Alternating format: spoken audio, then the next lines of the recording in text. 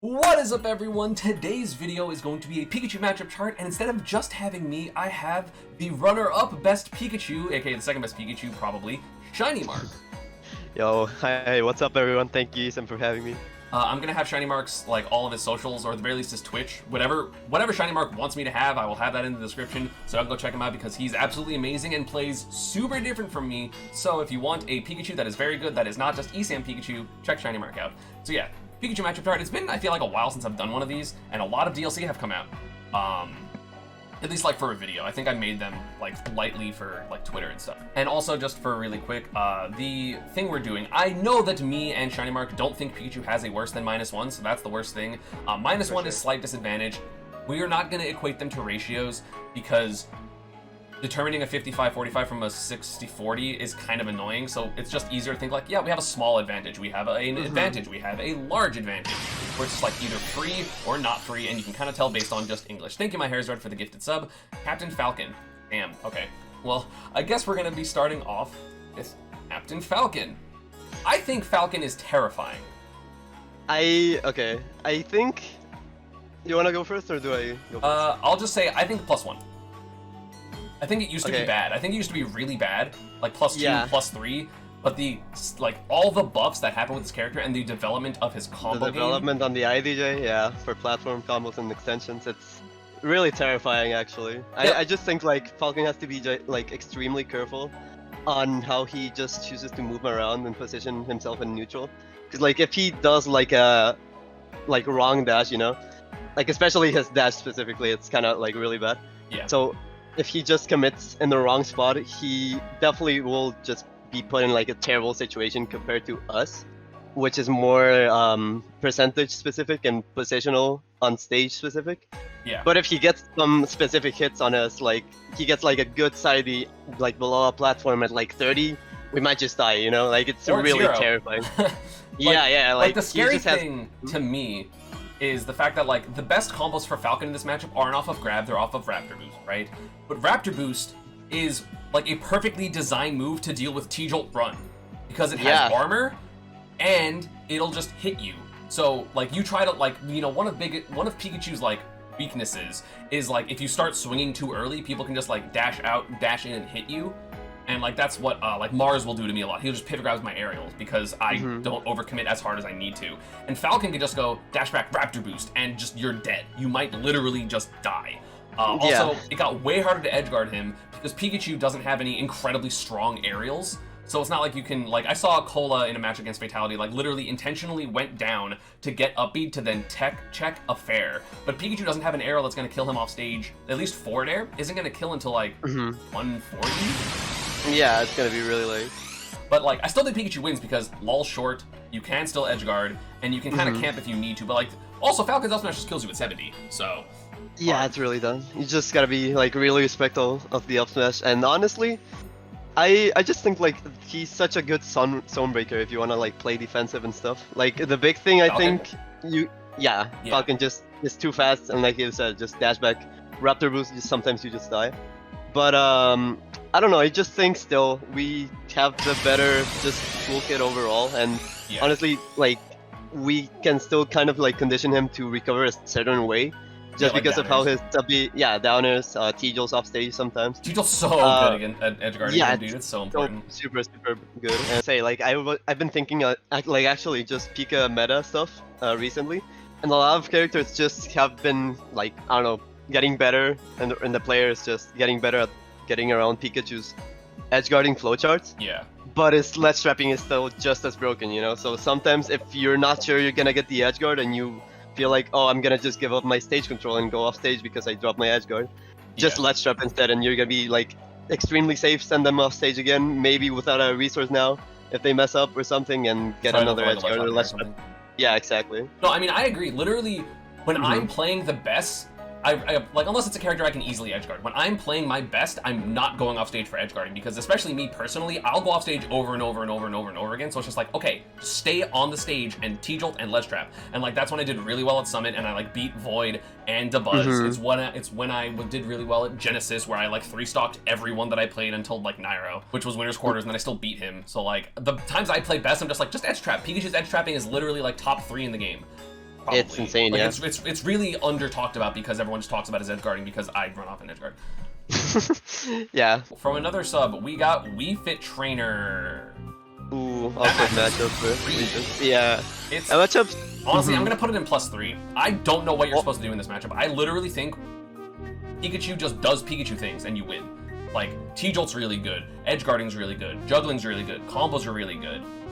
Like, Wii Fit has to try so hard to do anything. Like, when I play Wii Fit Trainers, like, and they get a kill, I'm just like, wow, that was really good, or I'm dumb and I ran into something. Whereas when I get a kill in the matchup, I'm like, oh, yeah, they literally couldn't do anything about that.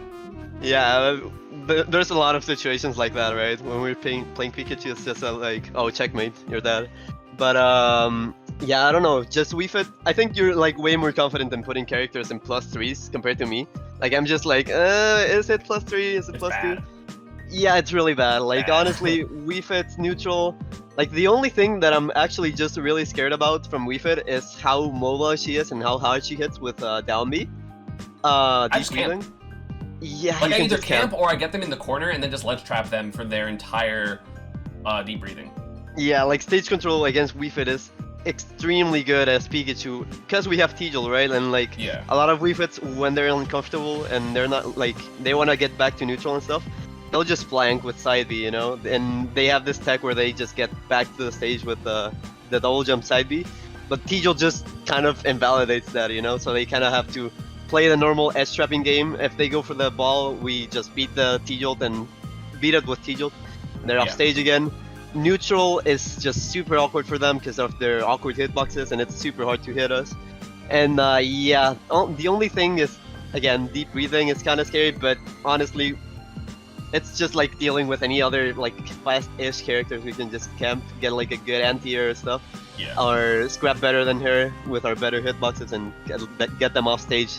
Just do Pikachu advantage stuff, you know? Plus, like, a lot of the things that Wii Fit needs to do to live, Pikachu literally kills. Like, do you know how many times they've like been off stage and I just run off stage and they go side B and I just thunder them at like 30? Yeah, no, like Wii Fit just dies like so often, which is why I'm putting it in +3, because you have to literally play so specifically against Pikachu, and that is, I do nothing. Like, you have to play it like Samus, where you're only doing neutral B, but then if you're only doing neutral B, Pikachu goes like T-Jolt, run, jump, and then if they shoot it, you do landing fair into their off stage, they might die immediately. And they, like, compared to Samus, they don't have that type of, like, I guess, air-to-air, anti-air, like Samus with air, you know? Yeah, exactly. So it's just, like, way harder for her. And even then, just neutral B alone is way worse than Samus charge shot, you know? I am scared of putting it in +3, but I can definitely see it. I'm between +2 and +3, but I agree, yeah. Well, I feel like because I'm slightly better at aggression than you, like, I'm like, oh, I got the hit, dead, and you'll play neutral a couple more times. Yeah, I'll reset neutral a bunch more. You definitely tend to like get some better, I guess, advantage state and overextend when it matters, you know, and like more like, let me reset neutral, get my neutral win again, and then get them in like a worse situation, you know. Banjo. I know where I want to put it, but you can say it because I said. I think it's +2. Yeah, I agree. The reason it's better than like Wii Fit is he two frames like a bitch, and that's that's one of the worst things. That's one of the worst things about Pikachu is his ability to consistently get ledge trapped if you just guess 1 zip versus 2 zips until we get really good at that angle that doesn't have a 2 frame. We need to talk about that, dude. I want to get good at that angle. It's so important. Yeah, like, I think that's literally like broken. But like, he has 2 frames with down smash, forward smash, down B, or sorry, down smash, forward smash, down tilt, and side B. Tilt. And like those are all really annoying. Yeah, side B 2 frames. I've never gotten 2 frames with side B. It's annoying. It kills at like 60. Well, it like the weak hitbox, so maybe like 80, but still, that's like pretty early.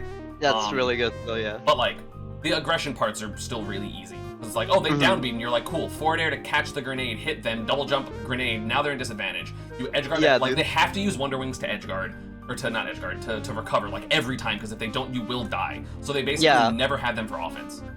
Yeah, exactly. I think a lot of people, just in general against Banjo, they're like kind of bad at conditioning him off stage, you know? Like, if you go slightly off stage and just like babysit them off stage, they will be forced to just Wonder Wing immediately, in which case you go back on stage, ledge trap normally, you know? Yeah, and like they'll just run out of side Bs, and then in which case you don't have to be scared of dying at 80, then you can just actually run them over with offense. And when they're forced to up B, it's just terrible, dude. It's such a bad up B. It's kind of like Megaman's, how like Megaman, you just kill Megaman off stage. Yeah, exactly. And the neutral is not scary at all. Like, the only thing that I am low-key scared about, but I think it's not gonna end up being that important, is the neutral B to side B cancel. But even then, I think it's just way too specific to hit Pikachu in close range with that neutral B if you're seeing that they're just fishing for it, you We know? have T-Jolt, which is a better neutral B. Yeah, so. it's a better neutral B from Banjo, exactly.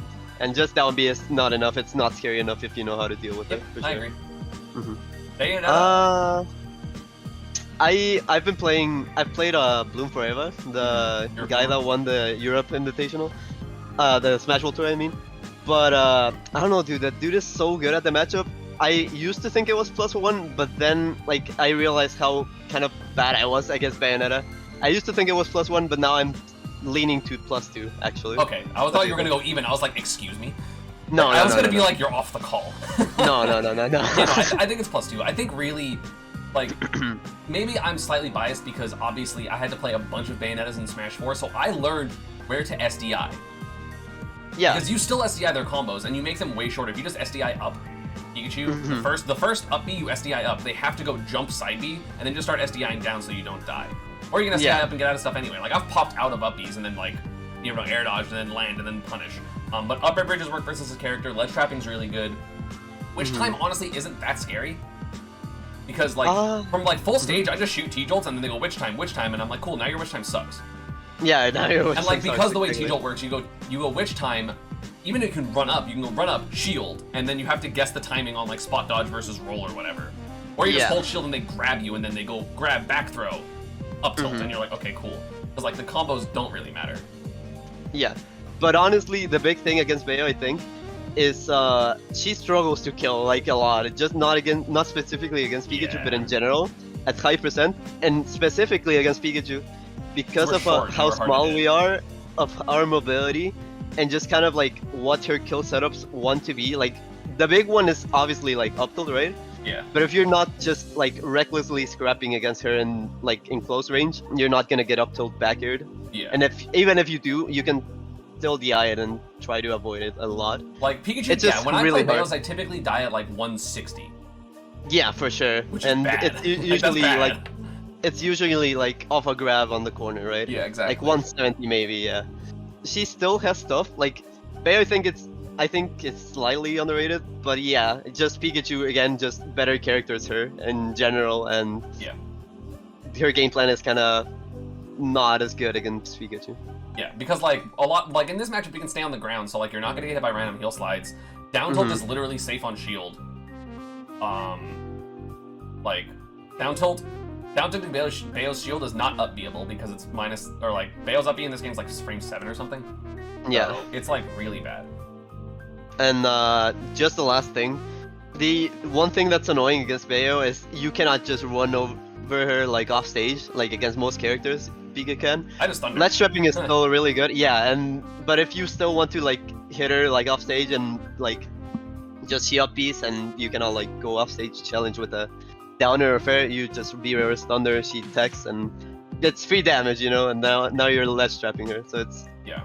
And if she ever doesn't have a jump, then you can just start, like, I down air her up B all the time. like in the end leg of it.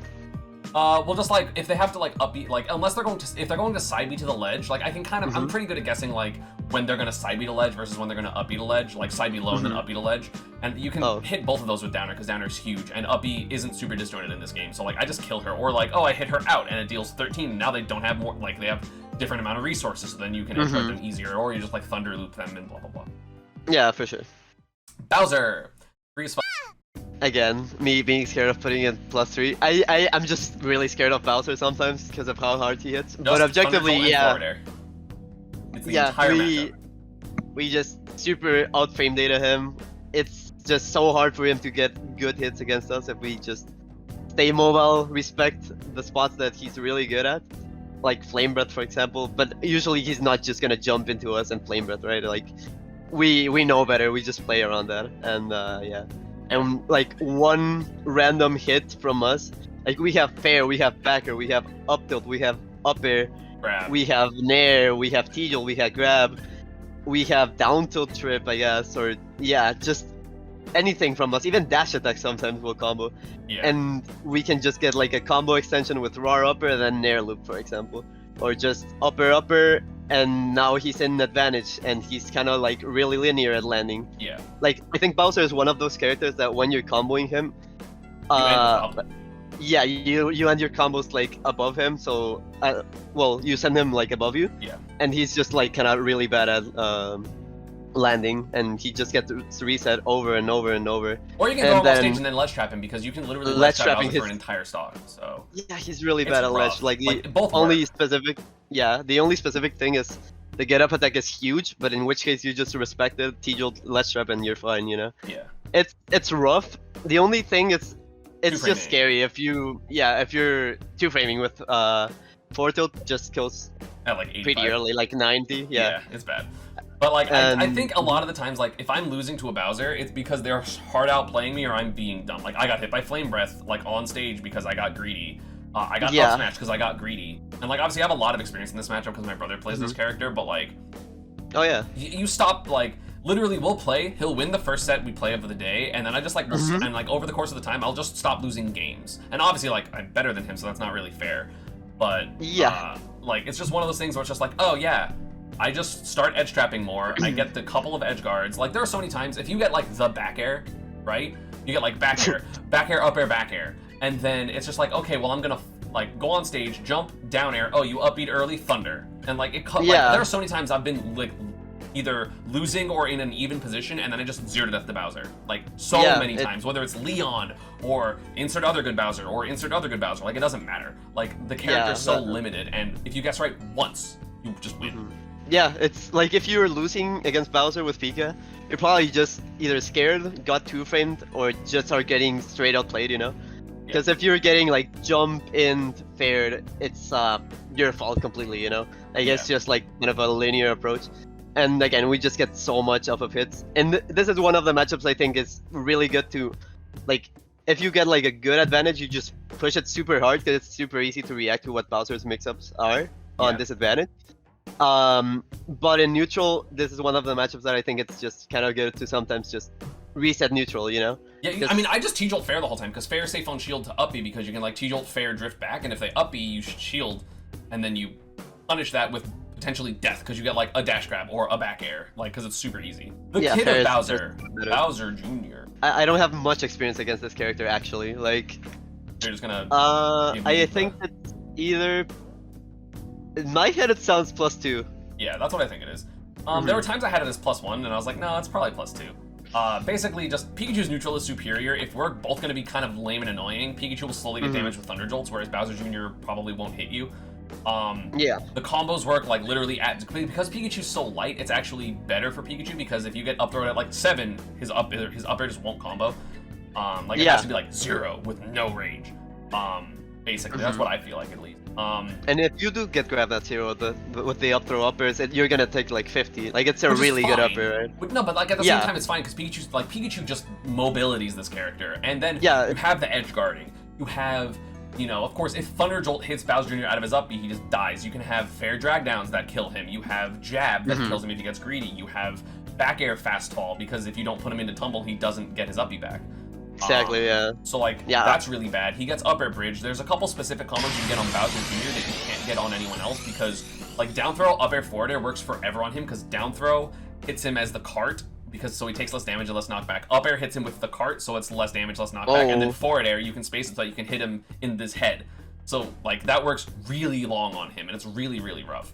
I didn't know that. So you like, it just you grab him at like 100 at the ledge, and you go down throw, up air, forward air.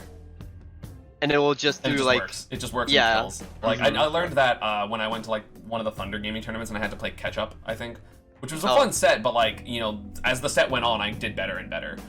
Yeah, makes sense. But, like, you just play lame. Your out of shield options literally hit, like, everything Bowser Jr. tries to do. You have quick attack. If he, like, tries to down me, you just quick attack in, and if he's at, you know, more than 40, you get the up tilt. Oh, he air dodged, dash in, grab, blah, blah, blah, blah, blah. Yeah, and honestly, from what I know, like, the character just kind of struggles to kill you if you're respecting his back air, you know? Because usually just falling back air is the thing, forward smash, I guess up smash as an anti-air or up shield, which is kind of risky. Yeah. But then neutral is kind of rough, because we just outmobility him, and that's just a big thing in this game. Mobility, like that's why Joker is so good. That's why Pika is so good. Dude, Joker's broken. Plus their ridiculous tools. What'd you say about Joker? I said Joker's broken. Yeah, he's so insane, and yeah, that's why some characters just end up being not as good in the meta because they just get outmobility by the actual really good characters, you know? Yeah. Or just better frame data, etc. So speaking of better mobility and better frame data, Byleth. Yeah, +2. rough match +2, yeah. Bridges work, you just win. It's just a bad sword character. Pikachu already doesn't lose to sword characters, and this one is like, it's a sword character, but slow and with no combos. It's a pretty normal matchup actually. Just it's everything Pikachu wants against the character. Does the jab lock forward smash work on like the sweet spot? I think so. But also I've been starting to do the like jab, crawl backwards, jab. Yeah, like, it's really good. Pivot. It's good. I mean, if you're close enough to the ledge already. Yeah. If not, yeah, just I do sometimes down smash and then like get a good recovery. I don't know if you saw the DK clip that I just do. Oh my like, god, you destroyed them. Yeah, that was so funny, dude. And yeah, it's just like a realistic situation. You just down smash near loop off stage, edge guard or ledge trap, and it's just really good for us. But yeah, Byleth, I don't know. Yeah, no, Byleth just gets upper bridge. She doesn't have the mobility to like match Pikachu. Her moves in general are just kind of committal, so if Pikachu has to like scrap with them, we usually end up winning in close range because of the frame data for sure. And like we get combos off it. Like they only get like if they're not at like 0, they get a nair into like dash attack. And like that's it. Whereas it's like, oh, we get a back air, which can lead to edge guarding, or we get a nair, which leads to a juggle situation, and then we can get bigger combos. And like, oh, well, we didn't necessarily get a combo immediately, but you're at 50, so if you get a grab, we get grab one loop of up air bridge into up air forward air. Now you're off stage. Good luck getting off either on stage, like to ledge, or on stage, like depending on whatever one we pick. Yeah, and like, it's just easy. That's what like a lot of Pikachu matchups just end up being. It's the character can just kind of play sort of lame, but then Pikachu gets like way more of a hit, and Pikachu just has better mobility, and Pikachu just has better frame data, and Pikachu just has T-jolt approaches, and Pikachu just has edge guards and ledge traps. Yeah. And it's just rough. Like he's broken. To win these type of matchups, you gotta like super outplay the Pikachu, or the Pikachu is playing like extremely reckless and running into everything the character wants to do, you know? Yeah, exactly. So yeah, just play around the strong aerials from Byleth. Be careful of forward smash on the ledge. Like she does have like a good mix up with the down angle, the up angle, and just ledge trapping. You may die at 30 eventually. I mean, sometimes I honestly just go like drop off, double jump, like quick attack to a platform and take an up air. Yeah. Or you go like if you have like any type of wall, you go like drop off, double jump, thunder jolt, wait, grab ledge. Yeah. The T-jolt has to, like, they have to deal with the T-jolt, then you just, like, ledge jump. And then she, like, if you quick attack to stage, she is not that quick. Yeah, exactly. Honestly, to just catch up with us. Yeah, it's honestly ends up being, like, a really tough matchup, yeah. Like, it's almost +3. It's just, like, sometimes you die at 50, because, whoops, like, they read a jump with back air. Yeah, exactly, and she still has, like, good hitboxes, but again, it ends up being +2, yeah. Chrom. This is honestly one of the matchups I know the least. Because I've always been in Roy region. I've been in Roy, like practicing with Roy's too. I think. I still think it's +1. At the very least. It might be +2. I don't. Like in general, I think the matchup seems pretty even. Just like ignoring Chrom's recovery, right? It seems pretty even. Just like Chrom has really good hitboxes, really good out of shield, really good kill power and mobility. Like the character is really good actually. Yeah, but you die like 80 with jab. Yeah, but then Pikachu just off stage, and he literally is one of the few characters that just dies against everyone at 0. It's sometimes, you know, it's like if we get the really back air, up air, back air, like you just die. What can he do? Yeah, he has to do that one air dodge, in which case you just back air it, and if he doesn't do the air dodge, then and you missed, the up B probably missed you, and then you just fast fall, double jump thunder, and it hits him. Like, I remember when I played Mr. R. back at like the beginning of the game, and I kind of didn't know how to edgeguard Chrom yet, and then I figured it out, and then I just started destroying him, and then I 3-stocked him that same set. Like I was almost down 2-0, got a Thunder edgeguard, and then 3-stocked him like the next game. Because I was like, oh, this is what you do. Yeah, that's kind of what happened with everyone against Chrom. Like a lot of people were just not confident against his recovery. He's still really good. Like I think he's honestly not talked about enough. I think he's super good. But just at top level, it's you gotta have that consistent, just everything, you know. And Yeah. it's just really rough for Chrom sometimes.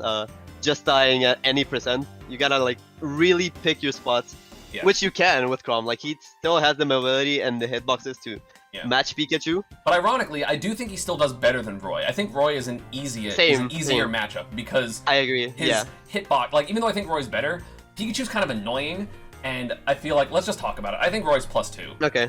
Like, yeah, I think it's definitely easier because both characters get upper bridged, but like the better recovery doesn't matter as much because at the same time, like there are so few times I die to like Roy damage. Like I'll die to like F tilt at like 115 because like Pikachu can avoid the down tilts, he can avoid the forward tilts, he can avoid the jabs, and it's just really really difficult for him to do anything.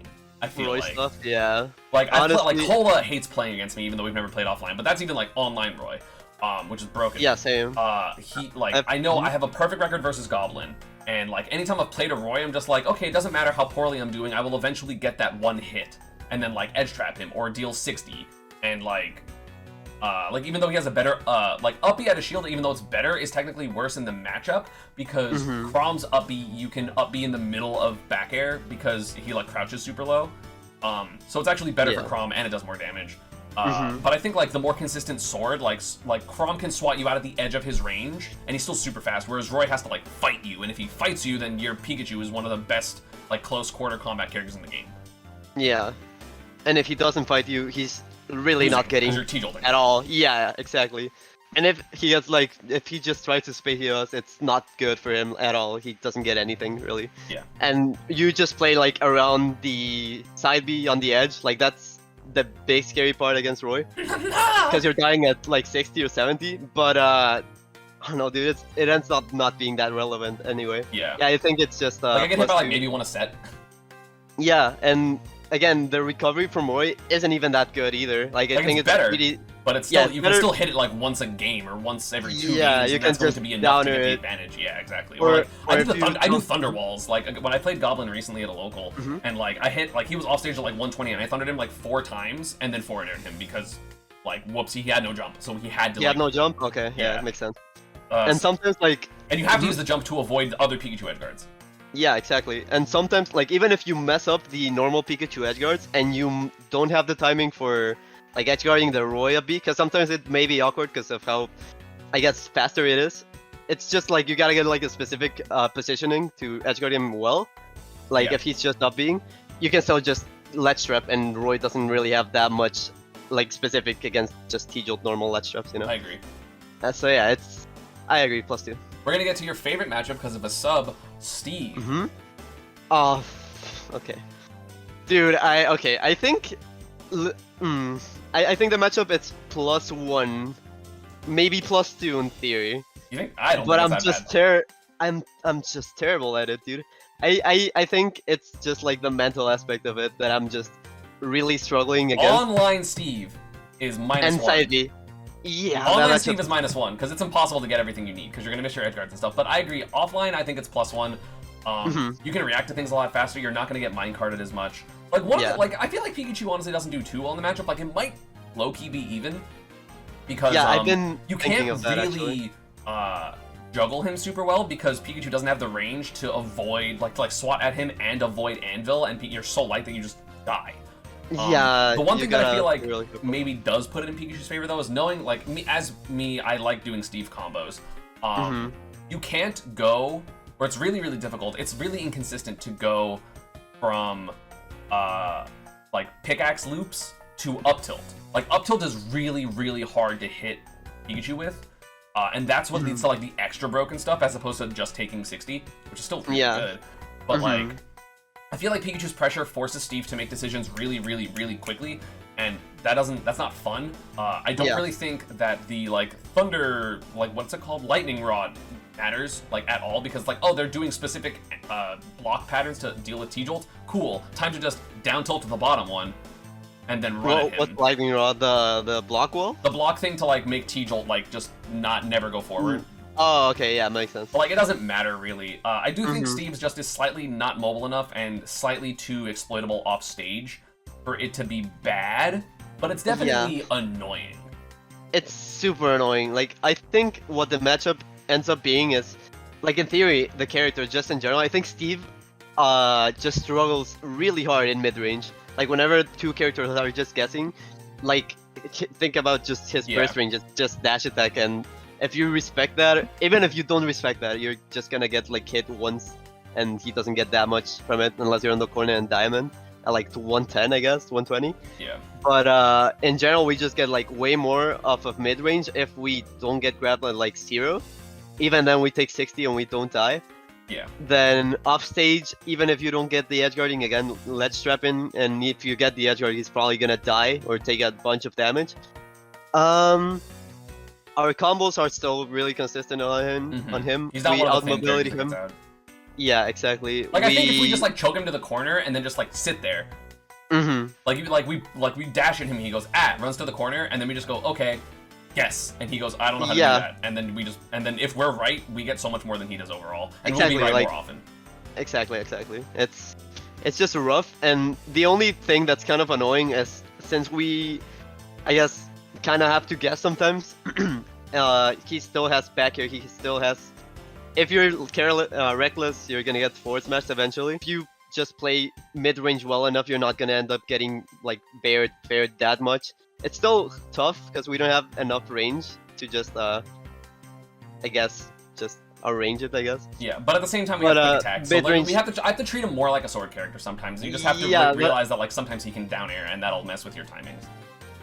Yeah, I don't know. I think it's just more of a mental block thing for me. Yeah. Also, online. Online is way different because you can't react. You can't force him into the corner because you won't be able to actually hit minecart. Pikachu actually has not as easy of a time dealing with like hitting minecart because all his aerials are really weak. Like you have to down air him, which isn't really gonna happen.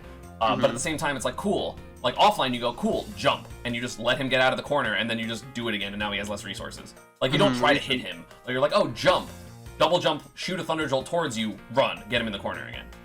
Exactly. So.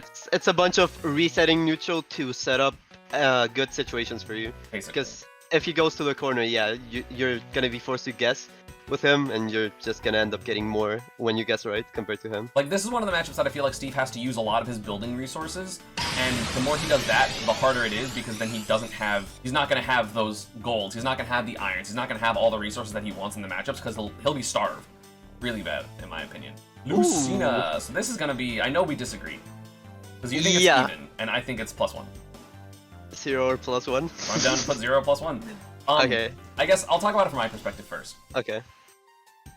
If you just play like a bitch as Pikachu and you focus on Thunder Jolts and Quick Attack, it is really hard for Lucina to do anything because your neutral is so much better than Lucina's in this matchup because Lucina has to hope that you run into Sword, but you can just not the entire time. Like I have I haven't played Proto, so I'm talking offline obviously because I think online it's very different because Quick Attack with punishing is hard as hell online. Yeah. But like when I play, like I've beat Leo and Mr. E, which are the two best Lucinas NA, because you're not NA.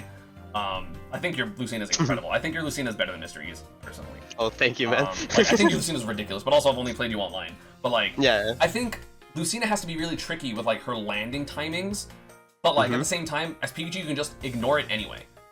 Also, Lucina is really hard. Like it's so hard for Lucina to land because she's floaty. Yeah. Up air is just broken.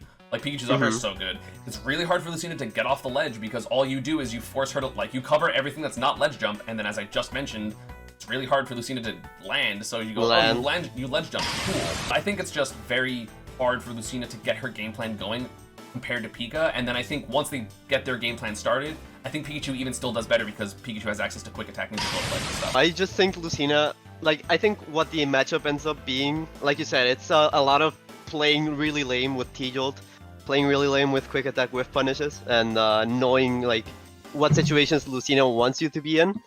But in general, I just think she still has a really good mobility. It kind of reminds me of Chrom with, like, an actual good recovery, you know? Like, sometimes Pikachu, like, I think the key to this matchup as Lucina is getting into the mid-range against Pikachu where he cannot, like, T-Jolt just carelessly.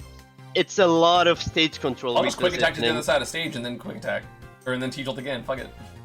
I mean, yeah, but like, okay, so I don't know. I just think stage control is really important in this matchup if you cannot just T-jolt a bunch. Mainly because of forward tilt, and yeah, I guess like if you guess correctly on quick attack, yeah, it's fine. But I just think like one hit from Lucina, it's like her damage output is really good. Her advantage on Pikachu is surprisingly good compared to most characters. And sometimes just Pikachu is kind of like on disadvantage, forced to get back to ledge. And Lucina just hits really hard sometimes, you know? Like, I also, definitely your ledge know... trumps are wonderful, because if you can get, like, those... Like, the thing is, it's like, oh, well, the thing that could make it even is, like, those forward smashes or those big hits. And ledge trump facilitates that a lot. Like, I've got hit more against you, more forward smashes than, like, the other Lucinas, because you're, like, trump. And I'm like, okay, well, I have to, like, do something immediately, because you're going to trump me. Immediate like, timing, like, yeah. It's so good. It's actually yeah, so it's good. really good. And just because of those type of situations, like, sometimes Lucina will just kill you super early, you know? Like, her raw just kill potential compared to Pika's is better. Like, Pikachu's applied kill potential is probably better in this matchup. But still, yeah, ledge trumps, exactly. Just a disadvantage for Pikachu sometimes is kind of rough because of how Lucina's hitboxes are and how hard she hits. Ledge trapping is honestly better for Lucina than like most characters. Yeah, ledge she's one of the characters Pikachu. that can. Like, period. Exactly. Without like, just like hard guessing. Exactly. Down tilt nair, ledge trump, conditionings. I think you're probably the slightly best at under ledge con- trumping in the world, to be honest. Really? Damn, thank you. Top players don't do it. We just edge trap or edge guard. dude, Like, we make the decision. No one edge trumps. When I started implementing it, like it was like last year-ish, I used to play a lot of Smash 4 and I used to do it a lot, and I'm just like, why don't people just do it at all, you know? Because even if you drift in, you can still react with like a downer from Lucina or like upper, yeah. So yeah, I think it's just like super unexplored option in general, and what it does, it's conditions for like immediate ledge option timings, you know. So most people will choose either like neutral getup or ledge jump, which is why I sometimes just throw immediate forward smash, you know. Yeah. And with both of our characters, it's really broken because Lucina F smash kills at 70, Pikachu's F smash same. Like that's the thing though, is like I feel like if the ledge trump, like if the edge trapping mix-ups are there, I honestly feel like it's about in. Because Pikachu still gets like, if you can get those forward smashes, thank you Ives.exe, if you can get those forward smashes as Pikachu, that's gonna like change everything, because suddenly you're gonna be killing at 75. Yeah, for sure. You know, yeah. So I think honestly, like that's relatively even. It's just, you know, an area that Pikachu really doesn't normally struggle in, which is why it's +1 and not +2 or something like that. Yeah. Like, honestly, that's why I still think it's +1, because it's like, oh, like anything Lucina can do, Pikachu can also do, but then Pikachu has the projectile and has quick attack. Yeah, I think it's just like Inkling things. Like, to me, it's similar to Inkling matchup, where it's like we both have really good stuff versus each other, but I choose when shit happens because Thunderjolt. Yeah, makes sense with Inkling's backer. I just think like Lucina's just raw damage output, hitboxes are really good, and she has the mobility to like get into mid-range and stage control. It just makes Pikachu more uncomfortable and more forced to like, I guess not scrap, but just guess in mid-range against Lucina, which she has forward tilt set play, which is really good in my opinion. Yeah. And yeah, just normal Lucina advantage, I think evens the matchup out, but I can definitely see it being +1 for Pikachu's favor. Like, I wouldn't mind agreeing on it. So yeah, let's just leave it at 0 or +1. Okay. Kirby. So like, I don't like this matchup, but we talked about this recently. I thought this right? matchup was annoying. It's and really then annoying. I stopped thinking that, because if Kirby keeps crouching, you just camp. And if Kirby does anything, you just camp. And then you edgeguard the ever-loving crap out of this character. Like, you know, J-Job, right? Yeah. I, like, 10-2'd him in a first to 10. First to 10, Granted, yeah. again, I'm godlike. So, like, that's not fair, because I'm, like, top 15, potentially top 10, right? But, Yeah. like, I just shut everything down. And if, like, again, if they start crouching and using their ground moves, you just go, okay, Thunderjolt, and you just camp. And you stop caring. So I think it's, like, +2. Like, I think it's bad. Because then also, like, all the good stages for Kirby are also good stages for Pika. Like, FD is a good Kirby stage, right? I was like, okay, well, it's better for us. And then if you're on platforms, you literally can just have a 40% lead and just jump. And then Kirby cannot catch you. Kirby is one of those characters, and I think it's, like, one of the biggest showings of this type of character. Just, the character just has ridiculous frame data on the ground. And it's one of the characters... Yeah, it's ridiculous. The hitboxes are surprisingly good, and he gets like pretty good damage from his pokes. Yeah. It's one of those characters that wants you to commit, you know, and they're like fine not committing, and that's why a lot of people struggle against him. They just get eventually desperate because of how annoying, how small, and how good his frame data on the ground is. But if it's one of those characters that if you play, like, outpatient him or just match his patience, Super win. which is, yeah, you win, or like you're getting kind of like the same amount of patience, but Pikachu just gets like one random hit and he gets like way more compared to Kirby. Yeah, like that's the, we you just have like T-Jolt grab as the mix-up, right? Yeah, Because they have yeah, to like exactly. deal with the T-Jolt if you're good at aiming. Exactly. So like Yeah. it's like, oh, you get the grab, Kirby takes 70, and then you like Mhm. continue to run away, and then like that's percentage of like, oh, landing fair down tilt tech chase. hmm Yeah, I just really think But, Pikachu edge guards, the combos are actually like they're not, you don't get like bridge because Kirby's light, but you still get like down throw. If there's Good platforms damage. especially, you get like down throw, up air, forward air, drag down, grab. You can Yeah. also do like down throw, up air, forward air, fast fall, miss the last hit, and then like up tilt. And if Kirby does anything but jump, the up tilt hits and you continue the combo. And if they jump, then now they're getting juggled as Kirby, which is bad. Ooh, super floaty and bad landing options, Yeah. yeah. And upper is broken from Pika. It's just like one of those matchups where mobility, better combos, ridiculous offstage against Kirby. Edge trapping too, The if you one don't wanna thing, commit. yeah, the one thing that I think is like good for Kirby, like really good, is if he eventually like somehow gets neutrally on us. Yeah. Then the matchup becomes honestly way closer. Maybe 0+1. Maybe Yeah. but T-Jolt as Kirby is really, really good. I think he kind of has like a way better time just matching our neutral. But even then, we probably still win because of how much more we get like of one Yeah, hit, you know? I agree basically. Loud. Okay. I think Cloud think in this general, matchup's- you think that matchup's free? I think it's way closer than people think. But maybe +2? No, I think it's +1. I think it's +1. I think it's +2. Really? Okay. Upper bridge. Like, I think it's +1 and then you upper bridge. So sometimes you can just grab Cloud at 30, and then even if you don't kill Cloud from the upper bridge, like they SDI out, or they do whatever, then you just edgeguard them because you're all the Edgeguard him fucking way off again. stage. Yeah. I think one, like, okay, big just player in general, this pandemic, Spargo, obviously. Okay, Sparkle's godlike, but also, Yeah, again, that's Sparkle's online Cloud. insane. It's way different. I don't know, I'm one of those players that, I don't know, I've just gotten, like, practice on quarantine, I just don't think about online, but I think Cloud actually ends up being one of the biggest, just different characters online. Also, compared the to fact that, like, I feel like a lot of people don't SDI Cloud's up B, depending on where we space, and you can, like, drop out of it and then, like, landing drop near out him. and then punish him, yeah. Like, that's crazy. Like, that, honestly, if it wasn't for that, I think it would be +1. But, like, you get, like, 3 of those a game, the Cloud stops up being out of shield because they're scared of dying, And you get a lot of... and then now you Same have, Cloud. like, your approach. Like, T-Jolt is so bad. Like, it's definitely not, like, +3. Like, that's crazy, because Cloud still kills you. Limit neutral B is very good against, like, T-Jolt, so you gotta be really careful when he has limits, so you kind of play, like, a normal neutral game, and then you're playing a normal neutral game versus a sword character that's super mobile. But, like, Exactly. you can run away from limit pretty easily, like, in terms of, like, platforms and stuff, and then you go under the stage, Go under the dump, stage, like, Skull yeah. Bash, dump Thunder, Thunder Skull. and then, like, they get limit for, like, 5 seconds, basically. Yeah, Um, it's way more linear. So, like, you don't really have to deal with limit. Thank you, Krios. We'll go over Mario next. Okay. So, yeah, I think you don't really have to deal with limit for the most part, unless you're on, like, Kalos specifically.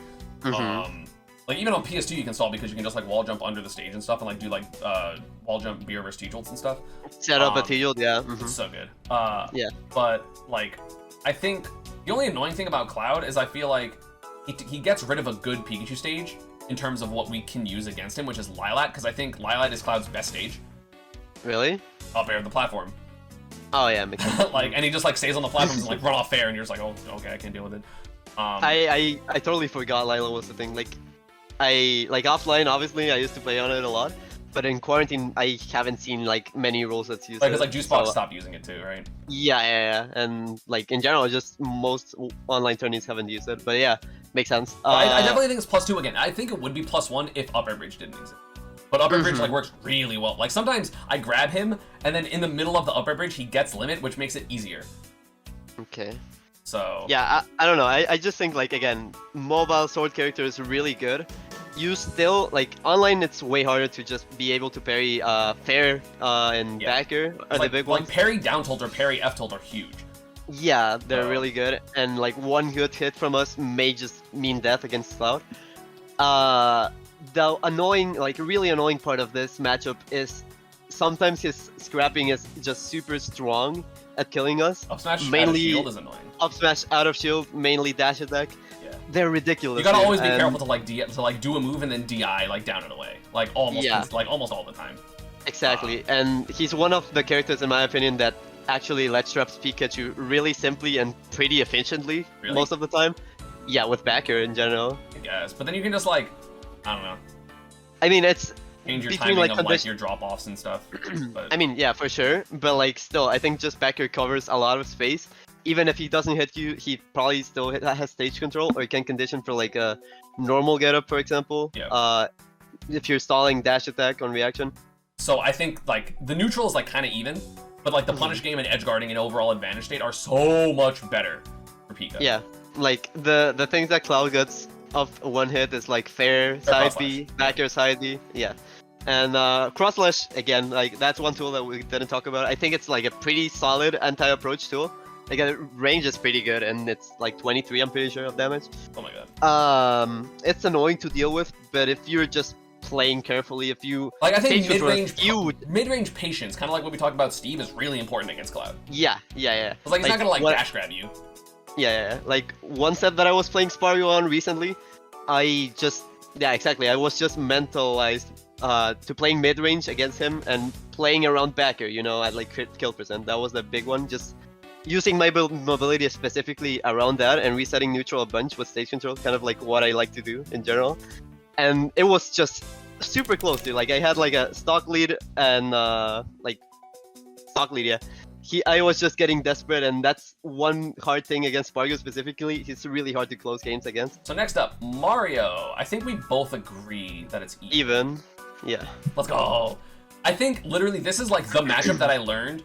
Okay, hitting him off stage. No, I mean I played Samus in Smash 4. I said getting close to that character. Oh, okay. But I think this is the matchup that I learned in this game where I'm just like, why would I hit him off stage? Just hit him up, because up tilt and up air are broken, and you just keep doing it over and over and over and over and over again. Yeah, and he's one of those characters like he just like isn't able to just challenge Pikachu's up tilt and up air at all. Like at all, when he's landing so hard. At all. Yeah. Like even if he goes like short hop back air type stuff, you just go up tilt and you win like most of the time. And being grounded against Mario in general is really good, because if he's in mid range and he wants to approach you with like a back air, he has to do like a falling back air, in which case you can react if he's approaching to you, and then anti-air with like an up air or up tilt, you know? Or another thing that's really important is the fact that... Back or the thing that's also very important is if Mario is short hopping, instead of his back air being -2, it'll be -3 if he does it perfect. So then you can do parry F tilt. Oh, I didn't know that, yeah. That's so parry every single time will lead to F tilt, which is so good because even if obviously it's not a combo move, but like frustrating Mario's approaching, then they're gonna get desperate or like start camping, and then you get them to the corner, and then you can still edge trap Mario even though it's not like super great. But like Pikachu's overall advantage state versus this character is so good because you don't like jump at him to do advantage state. You definitely like wait as long as you can to even try to jump, and then like up air, they like air dodged, up air, up tilt and stuff like that. And like that's what happened when I played Dark Wizzy when I was like making my comeback. Granted, he also like missed the ledge, which definitely helped. But like I was just like, okay, hit him up, and I dealt him like 80% just all of a sudden because I was like, oh, did this? Oh, you like went for a really greedy landing there. Let me like walk away, dash grab, and then get my punish. Mario still does get comboed pretty hard, even though for some reason up air bridges like don't work on him because of the way he like his animation is. You'll always get strong up air, or you have to be like perfect with it, which is not worth it. Yeah, I don't go for them against him at all. But like you just go for like down throw up air fair, or down throw up air, and just like continue. Yeah, and sharking him is a really big thing in this matchup, just on their platforms too. Like you just short hop up air fastball, short hop up air fastball. And not against like you in this matchup you will always ban just Battlefield and Yoshi's in my opinion. I ban Stadium and Battlefield because you can if you have the corner, because you just camp in the corner and then you can't deal with the slam. Like crouching, Plus you have like the wall, which helps a lot for the recovery because one of the worst things about the matchup is dash attack on ledge. Yeah. So like Mario obviously does have amazing stuff because you can't Thunder Jolt him. You can't like Flood is really good. The offstage is a pain in the ass because it's so hard to get back even to ledge. Because of dash attack. And then like God forbid he gets a forward smash, right? Yeah, forward smash is ridiculous. Yeah. But I feel like if you just turtle, this matchup, it's even. I could honestly, in theory, see being +1 Pikachu, but that would need like perfect patience all the time. I was thinking that too, but I think like, it was like Smash practice... 4 when, in theory, like, you know, like I stopped playing Pika in the matchup because I learned it with Samus, but then I learned it with Pika, but there was no reason to because I had a 100% win rate on Mario's with Samus after I picked her up. Yeah. But but like in theory, I was like, oh well, if you just like play Bidoof lameness and like perfect pivot away up till like the entire game, you should win. And that's still true in this game, except without perfect pivot. Yeah, in general, it's just kind of Mario still has the ability to kind of close the range with Pikachu, but Pikachu just has a really incredible anti-air specifically against Mario. Just in general, he has really good anti-air, but specifically against Mario, they're incredible. But still, in practice, I think Mario is gonna eventually get like a good solid grab, good solid up air, or back air into combo, you know, stuff like that, and it's gonna hurt. It's most of the time, if we're playing the positioning correctly, we're not gonna die, or doing correct DI, we might just get spared into the stage. It's not gonna kill us, but some instances it's gonna happen and we're gonna just die, you know. That's just Mario 101. But at the same time, sometimes Pika will get like the edge guard, like haha, you're down, like back air traded with up B this time for no reason. Yeah, and Mario is honestly surprisingly, I wouldn't say easy to edgeguard, but sometimes I hate edgeguarding my character. I ignore it. Yeah, but sometimes he just gets edgeguarded, you know, and it's huge when it happens, so it's still relevant. And one big thing in the matchup, I think, is just down B to like reset neutral, you know, just flood. I mean. It's so good. Flood, it's insane. No one talks about Flood, dude. I think Flood's broken. Like... Also, another big thing is Mario's up smash is basically always punishable by quick attack. So it's not like it's like, oh my god, it's a safe kill move I'm gonna throw out. It's like, no, like you get into disadvantage because you up smash if you're wrong. Quick attack up air, yeah. Just quick attack into up air, or if at lower percent up tilt, and then like that can start like, oh, you just lost your stock because whoops. Yeah, and Mario just struggles to land, and getting back to the stage from ledge is still hard.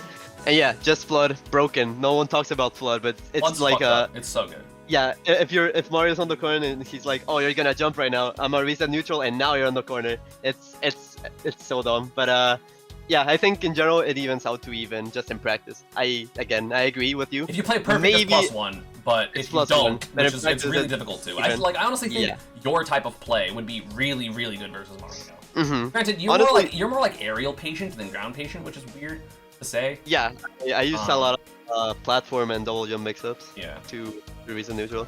The only Mario I had experience with was Louis Money.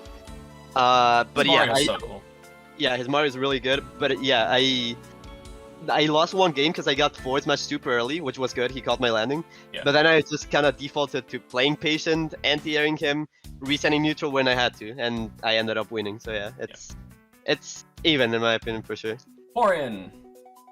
I've played Shattuck on Wi-Fi sessions. The matchup feels, yeah, he's really good, really good. Feels in between +1 and +2 in my opinion. But I think it's +1. Because I think like whoops, you die so early. Like you get hit by an up air, a back air, a side B, like you just explode. Yeah. Like I think this is one of the matchups where like, because a lot of the times like Pikachu's light, right? But a lot of matchups, people's neutral tools aren't their kill tool. But in this matchup, Corrin's neutral moves are her kill moves, so you have to guess right all the time at 90, or you die. Like jump back pin is super strong. I think the buffs really helped her in this matchup. I thought it was free before this. Like she still does get upper bridge, she does get edge guarded because you just like back air into her, and then like it does the trade thing, which is really bad. Thunderdrill's still really good in the matchup because her counter sucks in this game. Yeah. But like, whoops, you got back aired. Whoops, you got up aired. Like the advantage state of this character is actually pretty scary because her up air is so strong that you have to have to either fast fall air dodge or go to ledge. But then if you're at ledge, then you might get pinned or back aired at 75 and die. So like, I think it's one of the harder sword characters. Okay, I was gonna say like it's between +1 and +2 mainly because of mobility. And we can just run away and reposition to situations where they're good for us. And honestly, pairing against this character is really good.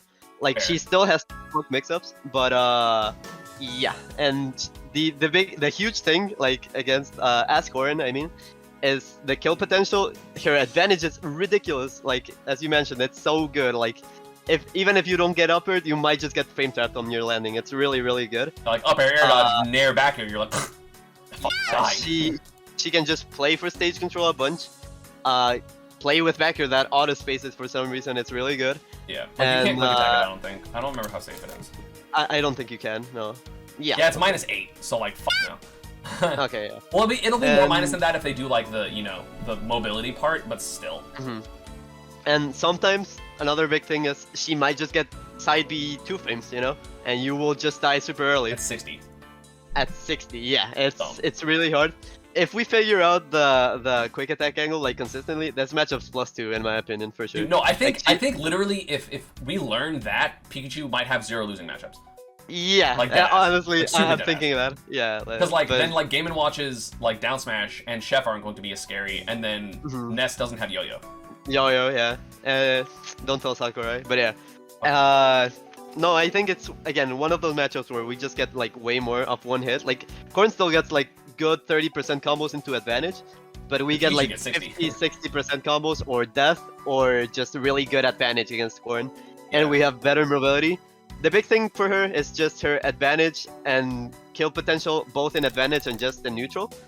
But yeah, I think it just is between +1 and +2 mainly because of mobility. But I can see +1. That's fine for me. Probably +1 in practice, yeah. Next up, the Pits. I think Pit does better than Dark Pit. So I'm not gonna have Dark Pit on the thing. Really? Well, I think arrows being annoying are better than off not. stage? Yeah, probably, yeah. I think it's +1. I don't think it's that bad. But like, ironically, I think Pit is so normal that it might be bad. Okay, so you know I used to main Pit, right? Like at the start of the game, yeah. I used to be like a super Pit optimist, and I still think like he's still pretty good, probably a solid high tier. And he has a bunch of stuff, dude.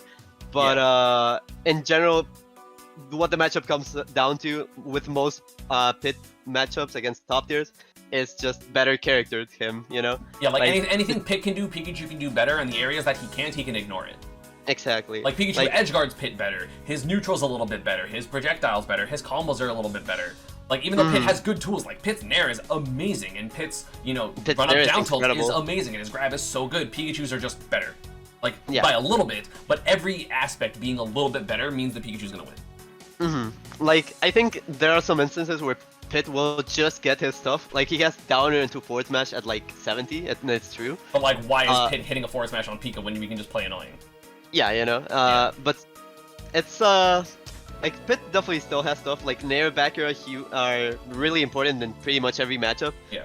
Down tilt buffs and up tilt buffs for his kill confirms are really, really important. I agree. And when they happen, I was like, okay, maybe this character goes even-ish or like closer with Pika.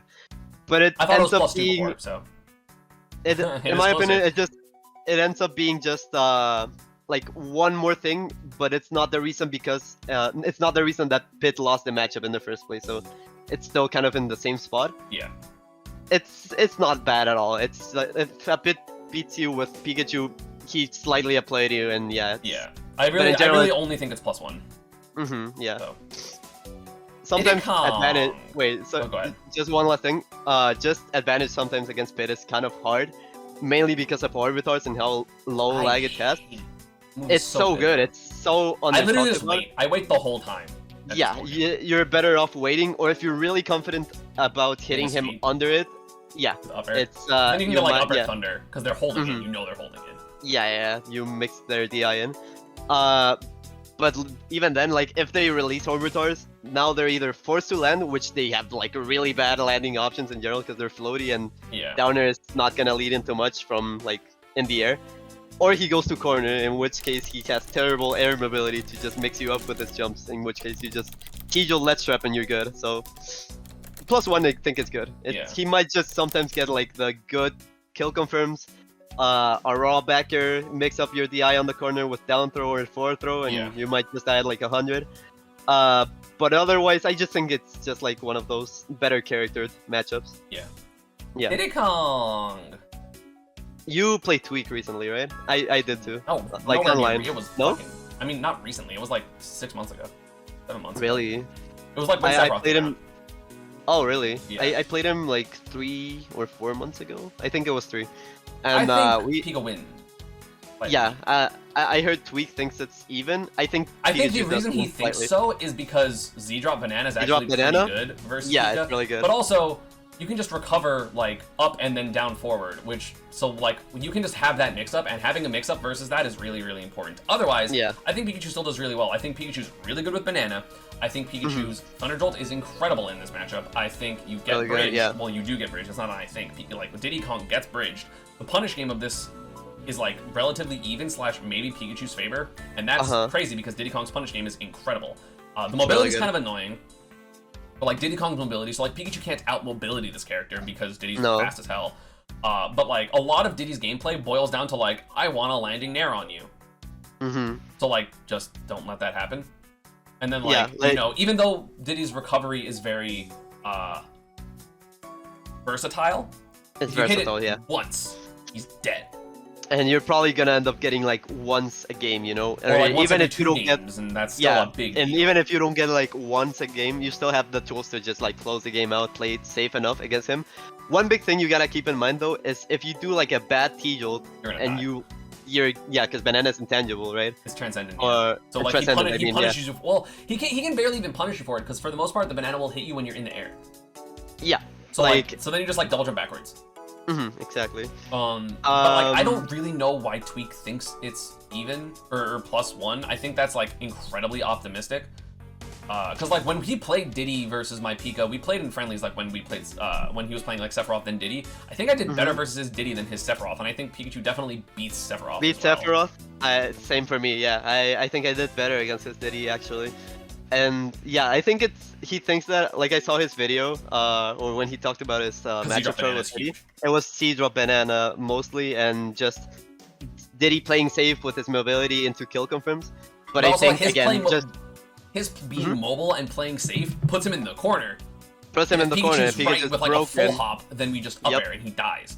Kind of like what we do versus Joker. Against Joker, we back air and we up air. We don't forward air because it's not worth it. So on Diddy Kong, you do back air and you do up air because if you think he's gonna full hop, then you catch him with an up air and then you can bridge him, which is rough.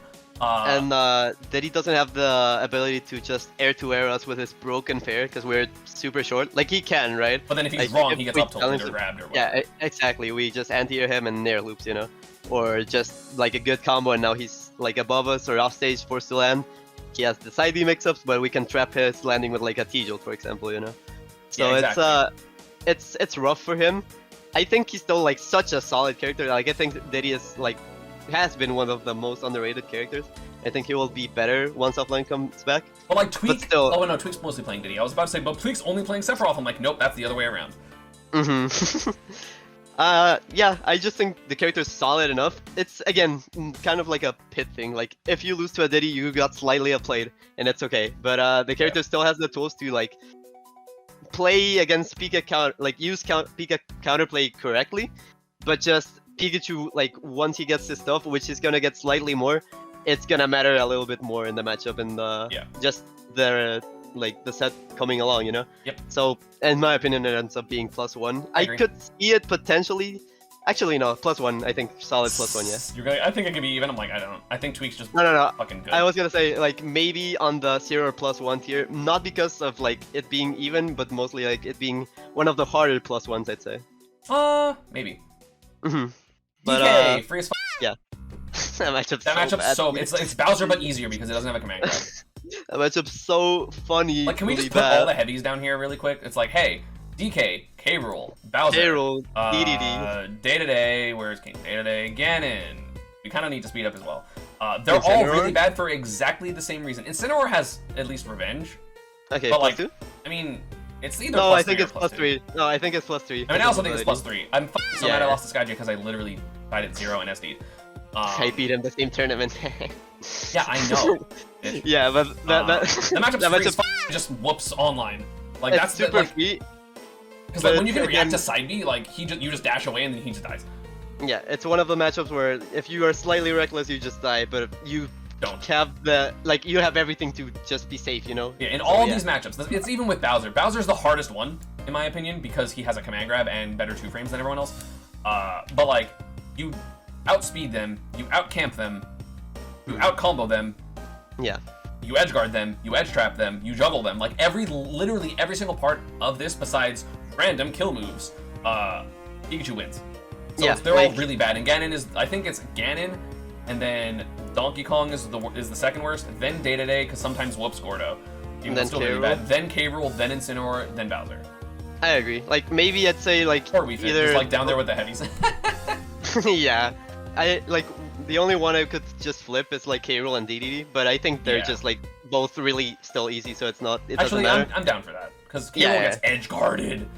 He does get super edge Like you guarded. just grab ledge, drop off back air over and over, and then he goes high and you thunder him and he just dies. People don't grab ledge enough against K-Rool. Like if I you agree. just grab ledge, go into the dies. stage, yeah, he just dies. It's super bad. Speaking of +3s, Dr. Mario.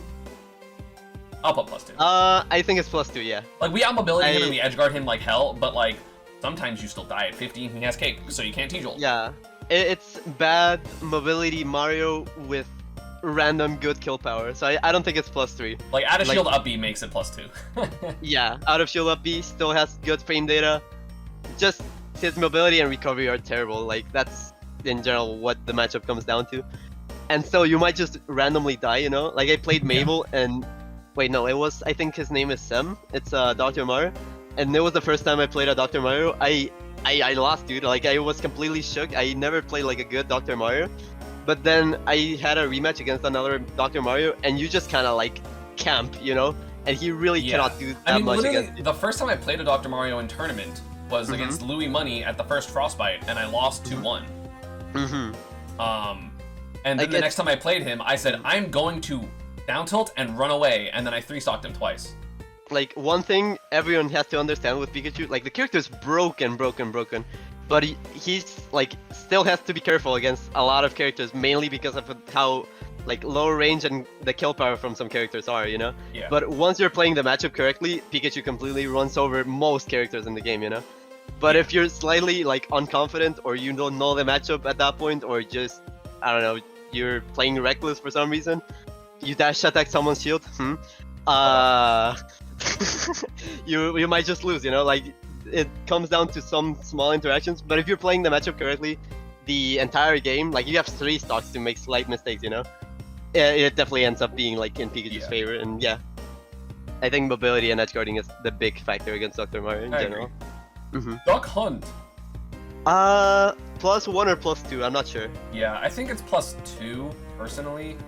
Because Pikachu can just ignore a lot of his projectiles. If you're not good at, like, dealing with them, because you don't know the matchup super well, you can just ignore them and, like, Thunder Jolt back, and then you're kind of just playing this dance of no one's doing anything.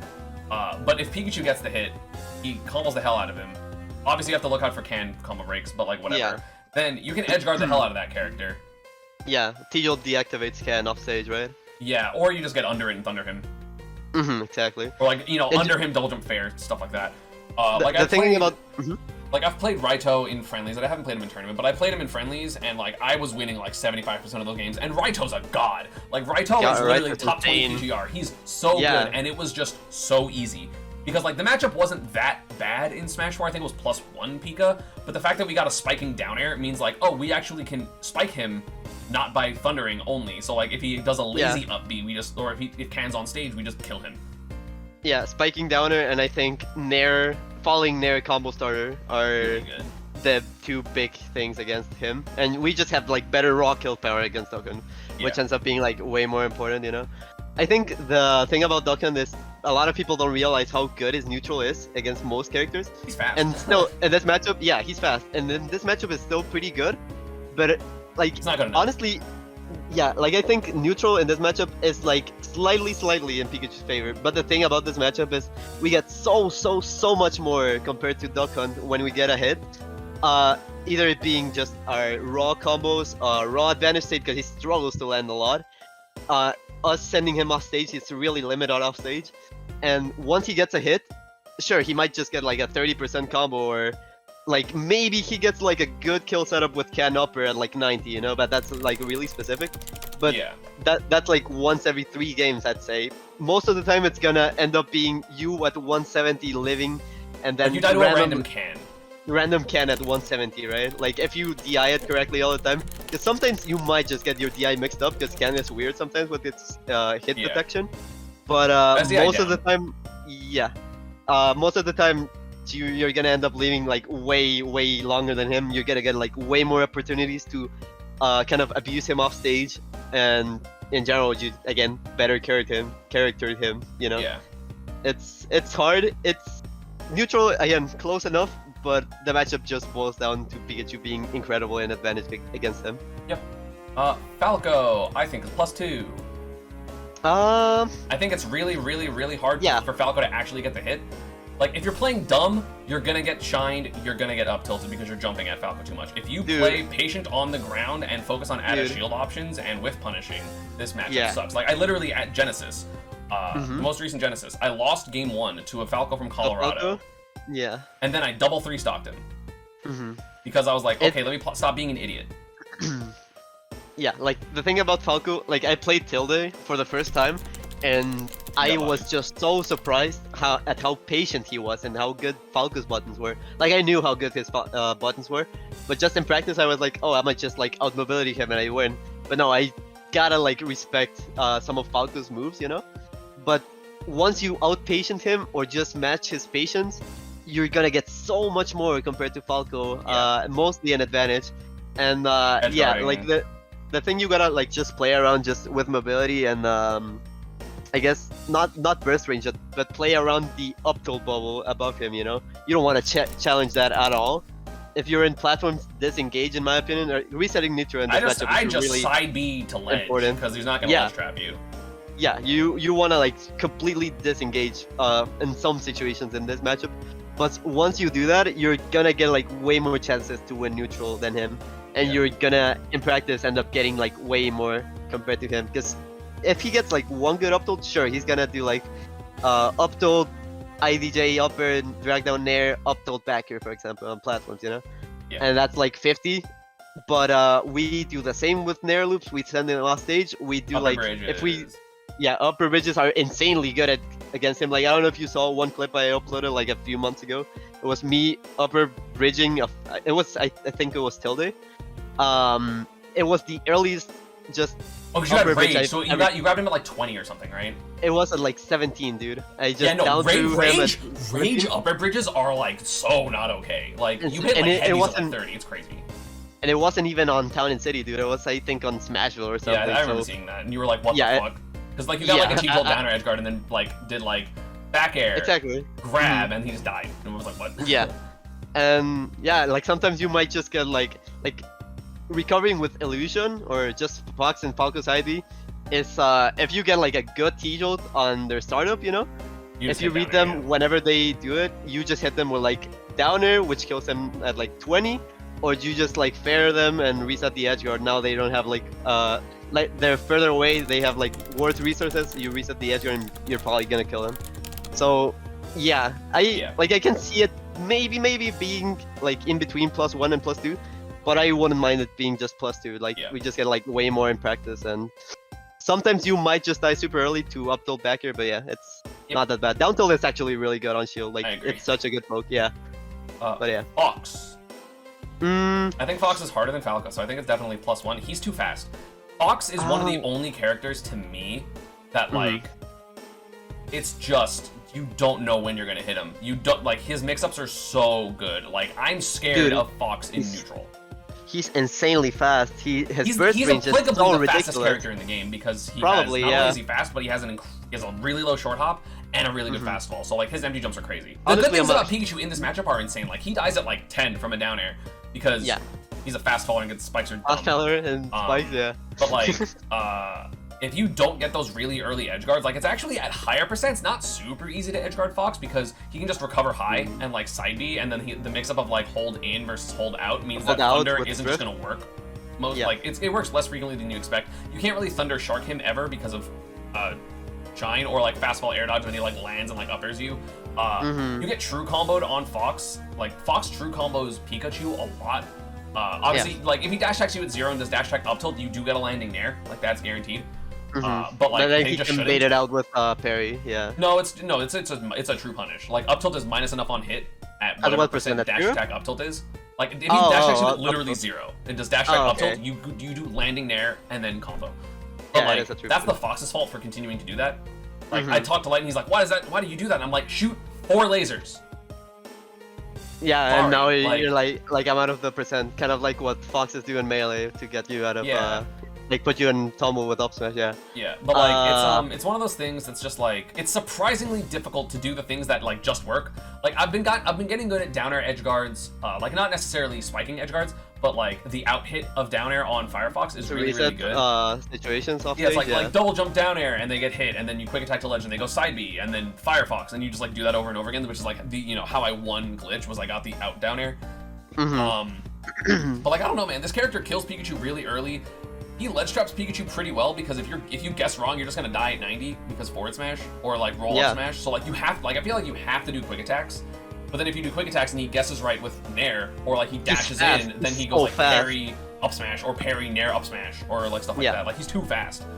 I'm a huge Fox believer, dude. Like I think just his speed makes his neutral super good. The things he gets off raw neutral wins are really good. If he puts you on a platform and guesses your like tech timing or tech option correctly, you get upward. You take like 60, 70 sometimes even. Yeah. It's really crazy. He's like really good at pushing advantage against us, or at least just kind of manipulating our drift, you know, to like put us on ledge. And Fox is just ridiculous as a ledge trapper because of how fast he is, how good Nair is, and again, like you said, we're kind of forced to quick attack, but he can still like guess on that, or maybe even react with a parry, for example. Just shield ledge trap us, and sometimes he will just get the read and kill us at like 70 if he has rage, you know. Like Nair up smash is really good against Pikachu. Yeah. And back air on the corner against Pikachu is also really good because we cannot like really scrap against him with our aerials. Like you know, we can up air. Yeah, we can up air, but it's like the risk reward is way on his favor. Even if we upper, we might just trade and we might just add like 110, you know. Yeah. And that backer is super spammable. Like honestly, like before this, I was thinking about Fox specifically. I don't know why. I just got reminded of him, and I was like, maybe it's 0 or +1. But no, I just think like Pikachu's advantages on this matchup are like way more often that you would than Fox's are, you know. Yeah. And the thing that Fox's is advantages random actually is the fact that like it's actually kind of awkward to combo Fox because he's such a he's a light fast faller, so like Nair loops don't really work on him for some reason. Like, yeah, he only sometimes I gets just like do 2 reps and then you like have to stop because he gets sent too far, and then Shine with like the knockback movement thing, like the special out of hit stun thing, like it just doesn't work. Granted, you can bait that, of course, but like it's really awkward. Yeah, like sometimes what I do is just like 1-2 reps down smash, like, send them off or stage. Or like grab back throw or something. Yeah, something like that. Yeah. I usually down smash for like maximize damage and just the awkward angle. But yeah, it's not as bad. Like I've heard some foxes call it like 6-4, and I'm like, no, hell no. Like the character is maybe insanely fast. It might be, but that's Fox is also every single Fox is the most pessimistic player on the fucking face of this earth. True. So, super true. Like if it was 6-4, Light's not that much better than me. Like we wouldn't have an even record. Granted, I should have beat him in one of the sets I lost because I SD'd at 10 when I was up stock, but that's okay. Yeah. Greninja +1. Another burst range type of character. Yeah, except he doesn't have a really good fast fall and grab. And his kill confirms are worse. And also, his grab out of shield means that dash attack is always safe on shield against this character. It is safe on shield. Oh yeah. Every time, really, no matter really what. Good. So you have a better burst option. And a thing that people don't do, which people are like, oh my god, it's even. Like the reason I almost think it's +2. If he ever side B's off stage to try to like poke you, you can like short hop out of shield and then just like down air his recovery. It has so much lag. It's so minus. Which I learned recently, and I did it against Stroder at the last glitch. Where I just fucking killed him at like 40 because he was like side B and I was like dead spike.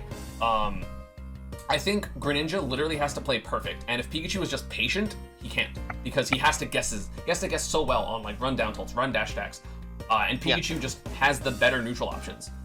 And in general, we usually do get like better hits than him. Like he might just get like dash attack up smash, and that's like it, you know. And then like mid% dash attack, drag downs, and then he still has to guess again, you know. You might be able to react offline actually, but still, in general, I just think the applicability of how good the neutral tools just like interact with each other are still in Pikachu's favor. Also, again, like I did lose to Schroeder a single time at Prime Saga, which was one of my worst performances ever in terms of like I felt how I played. But since then, I have a perfect record against Greninja. I've beat Schroeder multiple times other than that, and I beat Leia 3-1. Leia, yeah. And Leia's probably the best. I mean, I would say pretty solidly the best Greninja in the world. And I kind of mixed the shit. You can like kind of upper bridge this character. You get like 1 rep on stage. He's a fast faller, but then you can just do like short hop bridges, which are crazy.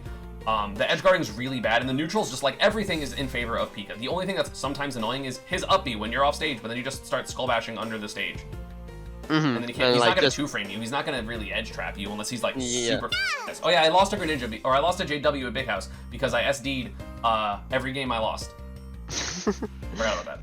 But yeah, I just in general think like if you're not mixing up with the like you probably don't want to do the side B style with Greninja because you literally die at like 20 if you get a downer against them. And even then, if they up B mix up, like they don't have like good enough angles in my opinion, and they don't have a hitbox, you know. So we can just like kind of back air him on reaction to wherever he wants to be, reset the edge guard like every time, just put him in worse and worse situations. He gets calm. And dude, like you get a back air at 0, you get back air turnaround grab, back air grab. That's what I was gonna mention. Down throw, like up air landing nair if you're not even comfortable doing the loop, the bridge. You can just do up air like fast, like nair fast fall, and then grab. And then like you get him to like 50, hit him off stage. Like he can't really get off ledge. He can barely recover sometimes. It's rough. But I think Greninja definitely loses. I think it might be +2, but Greninja still like whoops down till up smashes you at 75. So. No, I think it's +1 because of like sometimes he might just get like a nair confirm or down tilt and it kills pretty early. If there's a good poke, if you start pairing it, they might just like mix it up with like empty movement and stuff. But still, like if they do empty movement, then you just run away and T-jolt. Yeah, like Pikachu. In general, I think it's a worse matchup than Fox, in my opinion. As in better for us. Yeah, that's better for us. I agree. Just applicably, and yeah, that's one thing I was gonna mention. The back air turn and grab is really good against fast followers in general. Yeah. Hero also +1. Bounce is annoying, but he doesn't have the frame data to match it. Then you play slow.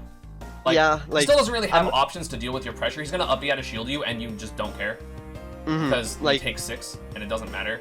I think a big thing in this matchup is if you don't get zoom, you just die off stage. Yeah, he's really bad off stage. And in general, honestly, I might see it as +2 or like in between, mainly because of frame data.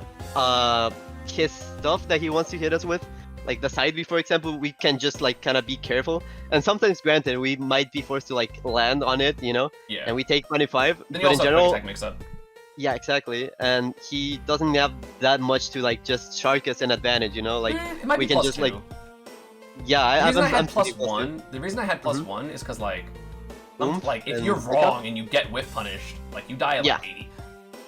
Like, yeah, like Oomph and Psych Up whiff punishes are really good. And like I think Acceleratle isn't even that good in this matchup. I think agree.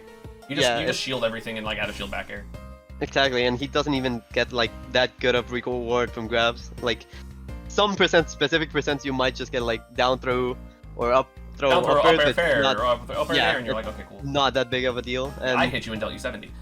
In general, if you're playing careful and not reckless against his spells, and you pay attention to kind of like what he's doing from the menu, you're not gonna get hit by a lot of stuff that's gonna kill you omega early. I definitely don't read when I play Heroes online, which doesn't help. Yeah, I used to not do that, and I used to do that like 30 all the time, but now I do it, and I just like play mobility, super odd mobility. He doesn't have the best frame data. It's just really hard for him, in my opinion. Ice Climbers! I don't have that much experience in this matchup, but I think the big thing is respecting down B, respecting side B, and then we have like a really, really easy time separating Nana. And even then, like our advantage is super good on them, even if he has Nana, you know? Like, we I just think like it's +2. Yeah, I can see +2 for sure. Like, you edge guard the hell out of this character because you wait for Nana to up B, then run off and nair fastfall, or run off fair fastfall, or run off back air fastfall. If they don't have a jump, they're dead. Any single time Ice Climbers desyncs, you can always just quick attack behind them and get at least a hit, or like a down air, get hit by Popo, who cares, and now Nana's at higher percents. That means if you hit them again, they'll be separated. T-Jolt back air is T-Jolt rather, grab back throw is so important because for the most part, because Nana is delayed on shield, or delayed in general, Popo might spot dodge the grab, but Nana will not. So or they do it so early that Nana gets, you know, Nana spot dodges it, but then Popo's spot dodge gets punished by grab, and then you back throw, and then you dash attack Nana, and then you forward smash Nana, and then she's dead. Like, I think Pikachu's one of the best characters at killing Nana in the game. I think in and then general, you can literally just like kill her once and time them out if you really want to. Pikachu's like against Rosalina too. I think he's just in general really good at separating these two characters, you know. And then Rosa has like normals at least, whereas Ice Climber's like, I'm going to do these really like low air mobility back airs, and you're like, cool, dash back, yeah, cool. Thunder Jolt. I'm gonna outmobility you. And granted, you might get touch of that sometime, you know. Like that's the thing against Ice Climbers, but still, like in general, applicably, you're gonna end up just. Well, another thing is, you're generally not going to get grabbed at 0. There are some times that I literally don't shield at the beginning and let myself get hit by a side B. Because that way... Kind of like Luigi, right? Yeah, basically. So it's like, okay, well, I'm not at grab death % anymore. And then they have to, like, work for the stock. And Pikachu generally doesn't have to. That's pretty easy. Yeah, I think it's +2, solidly. Ike. +1. +1, yeah. Maybe +2, but probably +1. No, I think it's +1, mainly because of the range and the raw kill power. Granted, our advantage state is incredible against him. Like, Side B is actually so hard to deal with for recovery. I don't like it. I don't like dealing with Side B. You don't? I like one of my practice partners here in Guatemala. Shoutouts to Hunter. We practice a lot actually, and he's gotten really good with the recovery mixes against Pikachu. And I've played Yes too. So like applicably against the really good Ikes. Just timing the neutral beat to like sync it with the fall speed from Ike just limits the hell out of the recovery. Are you saying a down B? Or did you say down B or side B? Side B from Ike, syncing it with neutral B from Pikachu. Just kind of like it's falling with the Ike side B. Yeah. In which case if you're close enough, you true combo into a fair and they die, or like a down if you're like super close. You can do like fair fast fall and then just like jump and recover. You can also forward smash his up B. He gets comboed pretty hard, but like neutral's kind of annoying sometimes. But then you like he's slow enough that it's just like, okay, well this is a Thunder Jolt approach matchup. Yeah, and you'll eventually guess right. And then if he still has his jump when he's recovering with side B, he's kind of forced to jump immediately side B again, so you can just throw another T-Jolt or recover it high, and it's just like not as bad. Like I used to think edge guarding side B was super annoying, but it's not at all. I think like it's like pretty easy, but then they're not like neutral... they're not gonna release side B super high, so you can wait until it's like that area where you're just gonna thunder. That's fair. Yeah, exactly. And again, like you mentioned, neutral is kind of annoying mostly because of huge sword aerials, but sword characters lose to T-Jolt approaches, you know. Yeah. So, and just in general, scrapping with Pikachu, and especially Ike, he doesn't really have the frame data, kind of like Lucina does. Yeah. To just swing randomly. Like he will get dash attack and quick attack. Yeah, he will just get scrapped on sometimes. Because like if Ike jumps, you can always just like roll whatever direction he isn't from you, and like he doesn't really have the range to hit you, so then you can just like dash away and do T-Jolt and like reset the neutral, and the neutral's always going to be in your favor. Yeah, and the reason I think it's... and the reason I think it's +1 is just the raw kill power from Mike. It's really good. He randomly will just... Yeah, oops you get nared, oops you get back-aired, oops you get forward tilted. Down tilt is actually really good still. Yeah. He has back air confirmed, he has IDJ up air confirmed at like 80 or 90, it's really good. But just applicably in general, I think the matchup is still +1, you know. Inkling! Parry back air. Parry back air T-Jolt. I don't even parry back air, I just ignore it. I just run away from it in T-Jolt. T-Jolt the matchup, yeah. Walling characters, T-Jolt the matchup, yeah. Like, this is literally, it's just everything, like, otherwise things are even. Inkling has good 2 frames, an annoying projectile, decent edge trapping, the damage output's really good. Thankfully, up throw up air doesn't really work. Like, it's like a 1% window. I've got hit by it twice ever. 1% window, same. And they were, like, in, like, the same friendly against Cosmos. I died twice to up throw up air, and I was like, this sucks, and then I never get hit by it again. Yeah. But, like, your kill power is better, because, like, your random dash attack is going to be huge, because obviously, if you, like, Pikachu, if you just are aware that at 50%, anytime you do anything, you just hold up so you don't get back air tech chase rollered, you're fine. Rollered? Like the only way, in my opinion, that Inkling beats Pikachu is if you get rollered. And you shouldn't be getting rollered, because every setup into roller, you just hold up and avoid it. Exactly. Because you should always have a T-Jolt out, so if he whiff punishes you, he's not going to whiff punish you, like, with roller, because T-Jolt will hit. And that, like, it's literally just like T-Jolt the matchup, and then neutral is even, and punishes are relatively even. I think Pikachu's maybe is like a little better. I think it's better. Like if but, like, they it's have kind of hard to edge guard this expansion. character. Yeah. So. But we can still edge guard him, you know, and they cannot really do that, and their edge trapping like is still kind of solid, but I think it's like way worse compared to against most characters with down B ledge trapping and stuff. Yeah, like Just I think in general, it could I think- potentially be +2, but like probably not because Ink is still a No, dumbass mechanic. I don't think it's +2. Like I just Like I meant think like in like the future, like not now. Okay, yeah.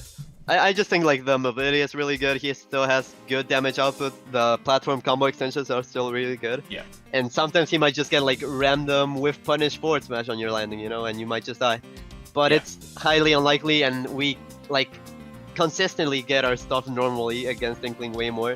Yeah. And just our applicable kill power on the corner against Inkling is way better, you know. I agree. They one big thing against Inkling is just their scrapping options are really bad, dude. Like they're really limited. Like what's his fastest out of shield aerial? Just back air, and then Nair has bad range. It's bad. So Pikachu can just really pressure well, and Inkling is kind of forced to reset neutral so many times. But because Pikachu is so fast, he really cannot afford to just reset neutral over and over. Because if you just keep doing it, you're gonna fall into defensive patterns that Pikachu reads once and he gets like a bunch of damage, you know? Yeah, basically. Yeah. Isabelle, +2.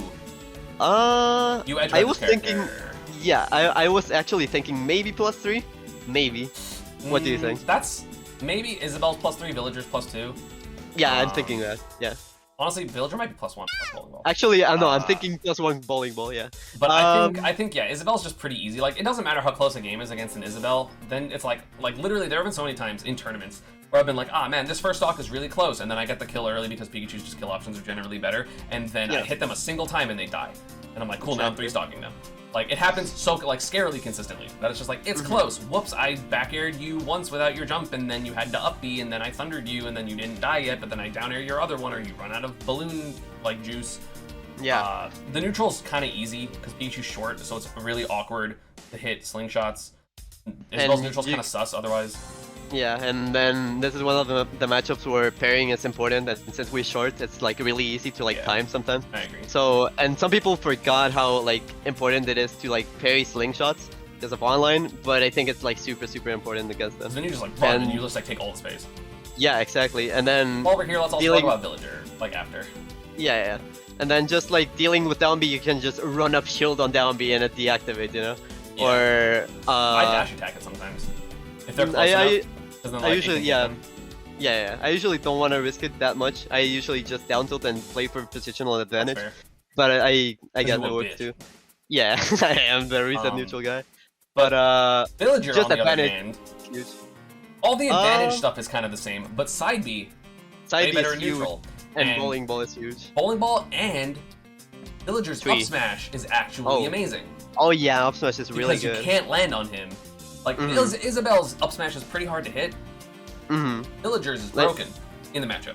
Like Isabelle's is mostly like, oh, I guess you're timing on you, like, I don't know, jumping or landing on me or dropping shield, for example. And it's just like way more specific. Villager can just shark you under a platform and trap your landing with up smash. Dude, I hate playing Pokelam. I've played him so many. Never beat him. You've never beat him? Well, I've only played him like once in tournament. Well, I've played him like a bunch of times. But he super knows the matchup too. Well, he plays with Mr. Earl, right? Yeah, he's like one of the other better Pikas. Yeah, and like, I think I asked you once like what you thought of the matchup, and you kind of like told me some stuff. Mainly, yeah. And I kind of just applied it, and I beat him with his Villager. Then he counterpicked Steve on me one day, and I lost. But that's another conversation. Yeah. But I think Villager has the explosive kill potential of Bowling Ball, and then like if you ever get like a parry, you get parry down smashed into Bowling Ball or up smash. Yeah, or even just dash attack into advantage is fine enough. Yeah. Yeah, but like Villager definitely has options. But I think overall Pikachu like edge guards the character and like out solids the character. But like you do have to be scared of those options. Like you can't just recklessly go off stage because you might get advantage bowling balled or down tilted on ledge or something. Yeah, like if he gets the bowling ball, shield. Yeah, it's really good. So you gotta play a little more better. differently. But like sometimes you just steamroll as well. Yeah, and like you wanna respect tree too. Like that's I think kind of important. I don't do anything to it. I either run like if the Villager's not there, I run up and down tilt it because I hate hacks. Or if it does, I just wait till it runs. I'm just like, okay, I'll stay in the corner, the opposite corner. It's fine. It's one of those matchups where like if you don't have to press anything, then don't, because like nothing literally happens sometimes in the matchup with a tree being active. But then sometimes Villager is kind of forced to like get out of the corner or like land on you, and realistically his options are like down air or like landing in air if he wants to like out frame data you. But then you can like nair out of shield anyway. Yeah, you have nair out of shield, or you can just like swat him out with up air or up tilt and get like a good extension on the platform, you know, for example. It ends up being +1 in my opinion. Joker. I think it's one of those matchups where it's even, but then we are super swingy, so it's +1. I think the only thing, I think it would be even if upper bridges didn't exist. But upper bridges exist, and that was like, I took layout of game 5 before I started doing them. So suddenly you get grabbed at like 30, like you get grabbed at 30 and Joker just dies. Upper bridges and back air at 0, like you have a 50-50 that kills at 0 literally. Yeah.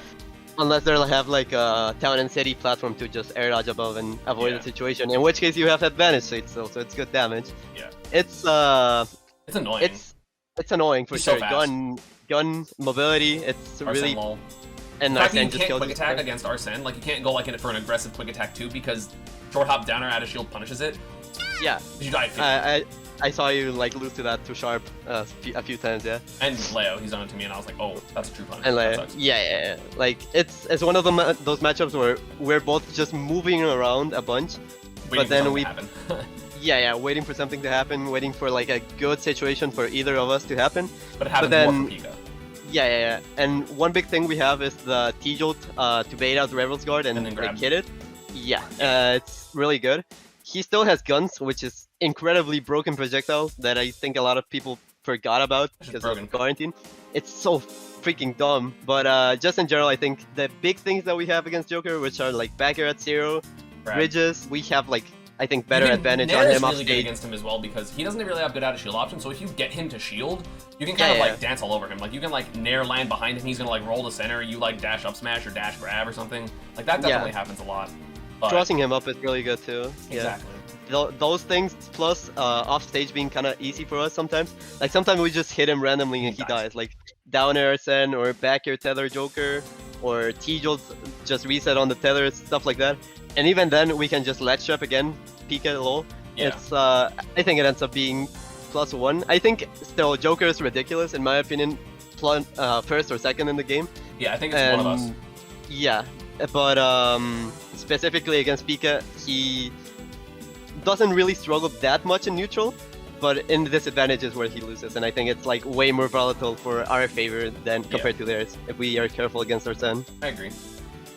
Puff. Freeze +2. Yeah, it's up really tilt. easy. It's Mario but easier. You just up tilt, and you literally are do up moves, and then you win. And then they do anything, and you kind of can forward them as well off stage, and then you edge guard them, and like it's so easy.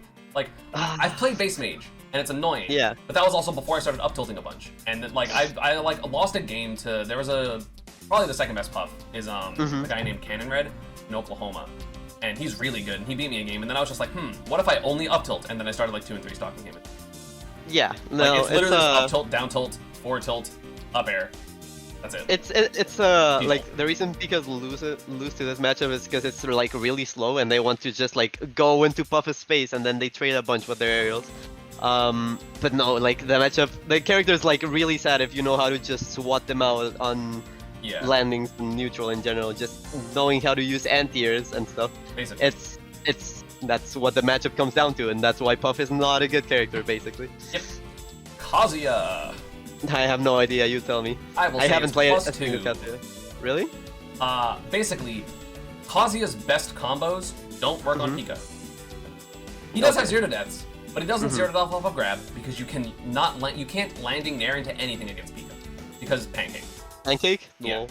So like you get the chance to shield, and like he electrics, and then you go, I couldn't shield it because it's electric, and then you just run away. He can't. He doesn't deal with pressure very well. Like in theory, perfect Kazuya is even. Yeah. Because he's going to perfectly reflect your T-Jolts and perfectly dash through everything and perfectly do all these things. But applicably that's not going to happen. Like it's it's one of the reasons like I think perfect Kazuya is top 5, and then like applicable Kazuya is somewhere in top tier. Because like all these things work in theory, do it better, But like the fact that like up tilt in the air doesn't combo into stuff, like it doesn't combo into electric because like so you have to just go up tilt 1, up tilt 2. It's really hard for him to get off the ledge. It's really hard for him to recover. It's really hard for him to deal with pressure. Because his armor doesn't start fast enough to like swat us out of our aerials. Like let's say Pyramithras and Chrom's up B and stuff like that. Like there are a couple, and like the Shotos, like there's a couple of characters that can like just deal with the pressure immediately. Kazuya can't.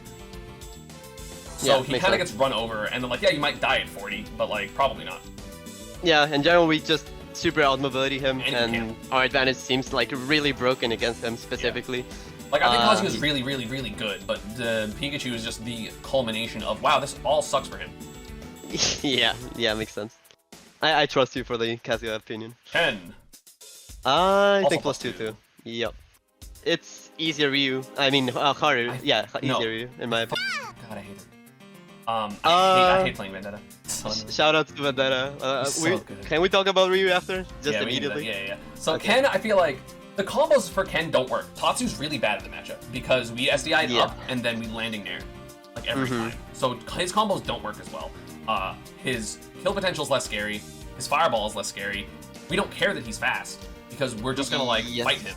In general, his combos don't work as well. And we're Pikachu. small, so we can like also like SDI out of like down tilt into Shoryu. Like I've fallen out of Shoryu so many times against Shoto players. Where like I should have lost or I should have lost a stock, and then I killed them for it. Yeah, same. And just in general, like he doesn't really have that good of hitboxes to just like challenge us in neutral. Like he might just have to read our timing on a jump with a fair, and that's what he gets, you know? Yeah. But in general, just his Nair, which is his big thing on most matchups as an approach, is not that good against Pikachu because he can just like anti-air it or move away, reset neutral, set up T-Jolt pressure, and he cannot do that much about it, you know? Unlike Ryu. Yeah, shout out to Vendetta. So, I think offline, Ryu is +1 still. Pikachu still wins because you do get those edge guards and you have the ability to play patient. But online, that shit's -1. Because you can't deal with anything and you can never ever edge guard him. I've edge guarded Vendetta successfully online out of like the probably 30-ish games we've played like 4 times. Ever. I did like a first to 5 recently with him. By 4, right? And it was 4-5 his favor. Yeah. But it was like mostly like I think he won the first 4 games actually. Oh, like shit. I was just not playing the matchup at all. I was just like playing reckless, and I was like, oh, free Ryu. But then I just like kind of forgot how good Vendetta and just Ryu in general can be with auto turn with stuff on shield, just turtling in his area, just Shaku set play, which in general really actually isn't. Yeah, it's like if you know how to deal with it, you can actually crouch under it. Not anymore. Which makes no. Or no, okay, wait, you can still crouch under it in neutral, but you know how sometimes if it hit, it wouldn't actually hit us? They fixed that. Yeah. So, yeah, but like, Ryu has consistent combos because he has like down tilt, strong down tilt, fireball, whichever fireball it is, probably Shaku. And then like down tilt, heavy down tilt into Tatsu is such a good kill confirm. And if you DI really in, which is what you're supposed to do to avoid the Tatsu, and he goes Shoryu, you go, oh, I died at 70 because I was DIing incorrectly. So you basically always DI out and then die anyway. Yeah, that's the DI mix-up. Like, once, like, the thing that I did to win the games against Vendetta, and it was just basically reset neutral so many times, dude. Like, just to respect his turtling, reset neutral so many times to not let him turtle on center stage, because that's where he was really, really good against Pika. Yeah. Get my combo started, get my advantage started, ledge trapping with T-Jolt, and that's basically it. And once you get like a good hit, you get like a random edge guard and he dies. That's how the matchup goes. I think Pikachu does a lot of damage against Ryu, but also I'm really bad at comboing online, so I don't. Yeah, and one specific thing that's kind of annoying to combo the Shotos is the hurt buck shift when you're comboing them on SDI. With Terry especially, Terry's the worst one with it. Yeah, Terry's the worst one. Dude, like Nair loop just barely works on him ever. It's so annoying. And like, I don't know, I actually send you like, or maybe I'll look for some clips, but I like just Vendetta's SDI plus the Shoto hurt block shift. It's so ridiculous and so awkward to just combo the Shotos with, you know? Let's go with the final fighting game character, Terry. I think Terry is easier, +1. I don't think it's +2 because mostly because you can Buster Wolf through T-Jolt. So when he has Rage or Go, you kind of have to fight him. Scary. Fighting Terry is super scary. Like, that's the only reason it's not +2, because like Pikachu edgeguards this character, he advantages this character. Like, even though he has a bunch of tools, like he has the Crack Shoot into Power Dunk, he has Power Dunk into Crack Shoot, he has Power Dunk into Power Knuckle.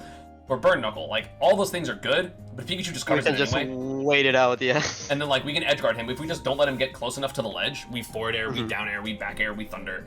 But, like, It's you die pretty early. Like, down tilt into fucking up B, you're just like, oh, I died at, like, I think 95. Yeah, I think Ryu and Terry are the characters that the auto turnaround matters the most. Yeah. Against Pikachu. Well, I don't think auto turnaround really matters that much versus Terry because you shouldn't be rolling through stuff because you can, like, his down tilt isn't, like, unless they're going to hard call you out and be like, down tilt, cancel into down B. I don't even know if you can do that. Can you cancel his down tilt? I think you can. Like, you can, but I think you like, can it's still ballsy kind of because it's SDI. -6 otherwise. So like you can just go like if you think he's gonna go down tilt, you can back air it. Or if it's stale, you go down tilt and you back air it for free, or you just nair. Yeah. So like I think that's really hard for him. Like he doesn't get the pressure that Ryu and Ken do, but like he's also a more solid character in neutral overall because he has like kind of normal moves. Yeah, the pair is really good as a poke, and just in general, you're like if you're forced to fight him, it's scary because you're both like you might have to guess. It's so in your favor because you have better just mobility and poking tools than he does. But sometimes you might just like mess up, get caught in like jab power, don't take good damage, then like he gets go and stuff. You like super early, it's annoying. But like just us again, Pikachu hits once, he has ridiculous advantage, and specifically against Terry. I think Terry actually has one of the worst disadvantages in the game, just normally. Really? I disagree because he has Power Dunk that has certain spaces there's -0. I think against Pikachu, just he can just wait it out a bunch. Yeah. I thought you meant in general. I was like, whoa. No, yeah, it's just like against Pikachu, you can just wait it out and reset edge guards a bunch, and then he just dies. Yeah. Link. I think Link is +1. It might be +2, honestly, but Link basically like. The only good thing about this matchup, he has two things that are good about this matchup. 3, actually, which is Nair, forward tilt, and Boomerang. Basically, everything else is pretty easy for Pikachu to deal with. Link, like this is one of the matchups where Link can't really use Bomb that much, because if he ever doesn't have Bomb available to him, he just dies off stage. Like, Pikachu edgeguards this character for free. His kill power is kind of annoying, because like if you get hit by like a Boomerang fair, you're gonna die. But like Pikachu can just kind of play a more patient mid-range. You can parry landing nairs because again you're really short, and if they do like a lingering nair to like nair fast fall and get like the weak hit into stuff, you can parry grab, which is really big. Link gets upper bridged pretty bad. It might be +2, but I'm just putting it in +1 because whoops, kill potential. Like you can also like anti-air it. It's just like typically not worth the risk because if you like go for like an up air, for like an air to air, and he forward airs, you're gonna get hit and die or like take a ton of damage. But like yeah, just if you just like you can slowly push Link to the corner because he's gonna like jump back, boomerang, you know, dash back, F tilt, stuff like that the entire time, and then you just ignore that, or you just like you know slowly go in, and then once you get him in the corner, it's really hard for Link to get out of the corner.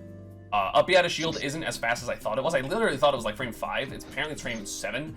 So if your fair is safe, or rather if like a short hop fair is still safe on shield for like a couple fairs, down tilt safe. But I definitely think it could be +2, but for now, I still don't have a ton of Link experience. But like, he just kills a little bit too early for me to be comfortable saying +2. I think it's +1. Yeah, I agree. Just mostly comes down, in my opinion, Push him in to the corner. him being on the corner. But then his advantages are like good hitboxes, really good kill power, and really good walling on the corner. But if you're just patient on the corner and don't like commit to automatic options, Exactly. It's not that bad, but I think I agree. Just the hitboxes and kill power in general is a little too good for me to put in +2. Yeah, like it could be because also upper bridges, but it's just not. It's uncomfortable for now.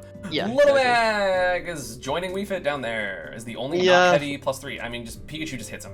Like and T-Jolt and Quick Attack. Like Quick Attack hits KO Punch out. T-Jolt's broken. We can't even like play normal neutral. And like he's that's really the only bad thing off he has. stage, and he's kind of bad at dealing with platforms.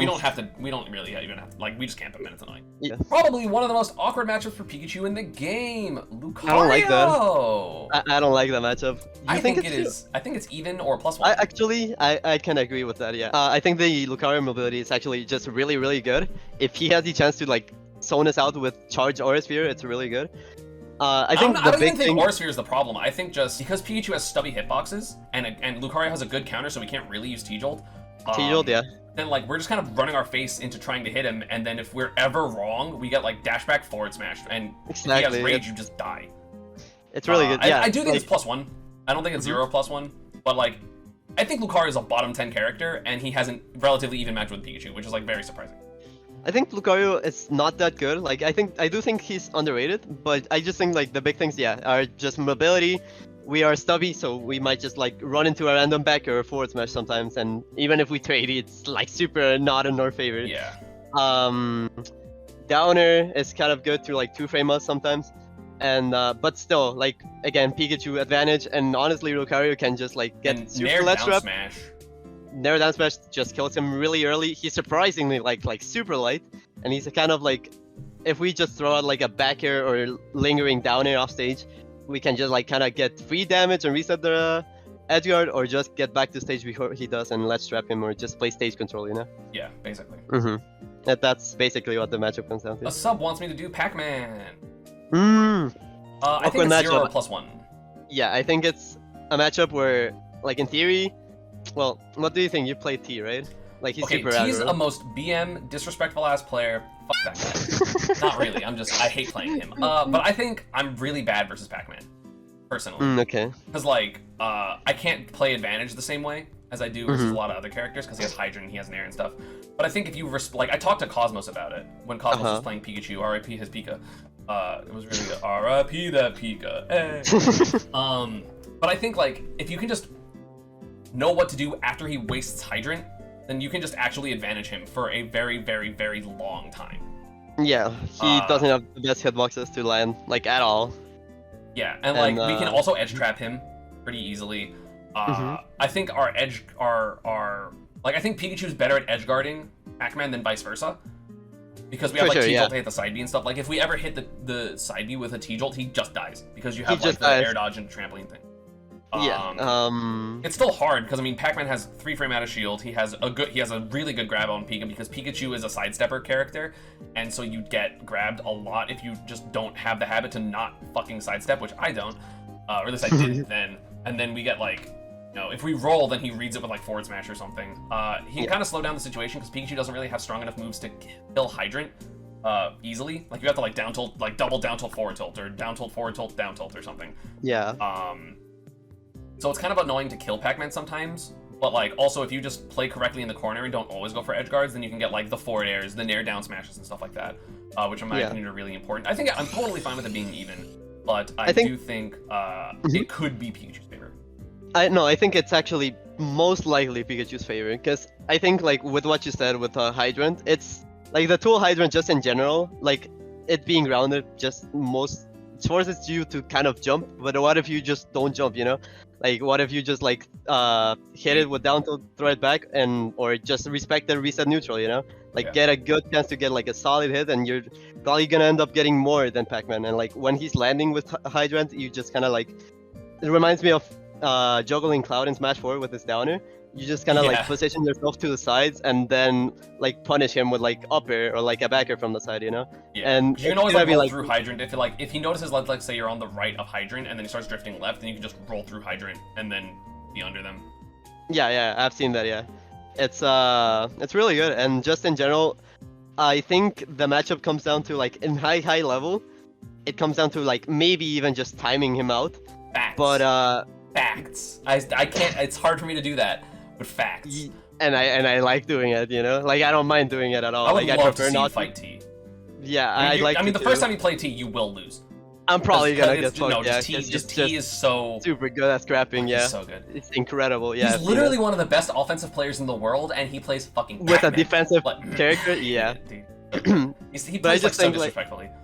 Like in general, I just think it comes down to timing him out, but in general, we just get like slightly more out of our hits compared to him, like both with our combos, with advantage state, and off stage, just like slightly, just the immediate kill power is maybe in his favor. And that's like, why I'm scared to put it at +1 just solidly. Exactly. And also people are gonna be like, ESAM, you're like 0-5 with T, and I'm like, that doesn't mean that it's better. That just means I'm not good enough. Yeah, I think it might be +1 actually. I wouldn't mind it being +1. I'm not putting it there because I don't want to get the shit. I respect it. Yeah. Lucas, speaking of 0 or +1, and by that 0 I mean +1? no, I just think it's +1. Okay. I think it's similar to Mario, where you just hit him up. Yeah, and you don't try to edge guard him unless it's really obvious you can get it, and you just play like a weenie. Yeah. You just play like a weenie versus this character. You play mid-range and you shield PK Fire, and if he ever aerials your shield, you just jump backwards or run backwards or roll backwards, and you say, I'm not engaging until I like to. And sometimes you just don't for a while. But I think I think up air is huge in this matchup because Lucas doesn't really have good landing tools. So good against Lucas. Like, and then you can just kind of babysit him to go to the ledge and then just ledge trap him or push his just push neutral on the corner against him. It's really, really good. And just in general, you can edge trap the out of this character. Yeah, it's really bad. And in general, I just think like the character is gonna play like super lame against you, but if you do the same thing, you're gonna get better hits against him. And again, like you said, it's just like if he hits your shield with an aerial, he has surprisingly good frame data on shield, dude. It's so good. But also, just for reference, I do have H4 in chat, who's a Pikachu from Oregon who lives where Remy lives, and Remy is the best Lucas in the world. I had a lesson with him actually, yeah. Huh? Shout out to H4. I had a lesson with him recently. He's really good. I coached him for Pandarian and he won. You beat Pandarian H4? Nice. Yeah, he did. Because they're super good. But anyway, H4 thinks it's even, or rather, H4 thinks it's +1. And if that's the person with probably the most Lucas experience out of all of us, I think that Pikachu wins. Because like it's just like you just can't get greedy. Don't landing aerial on him because you'll get pivot grabbed.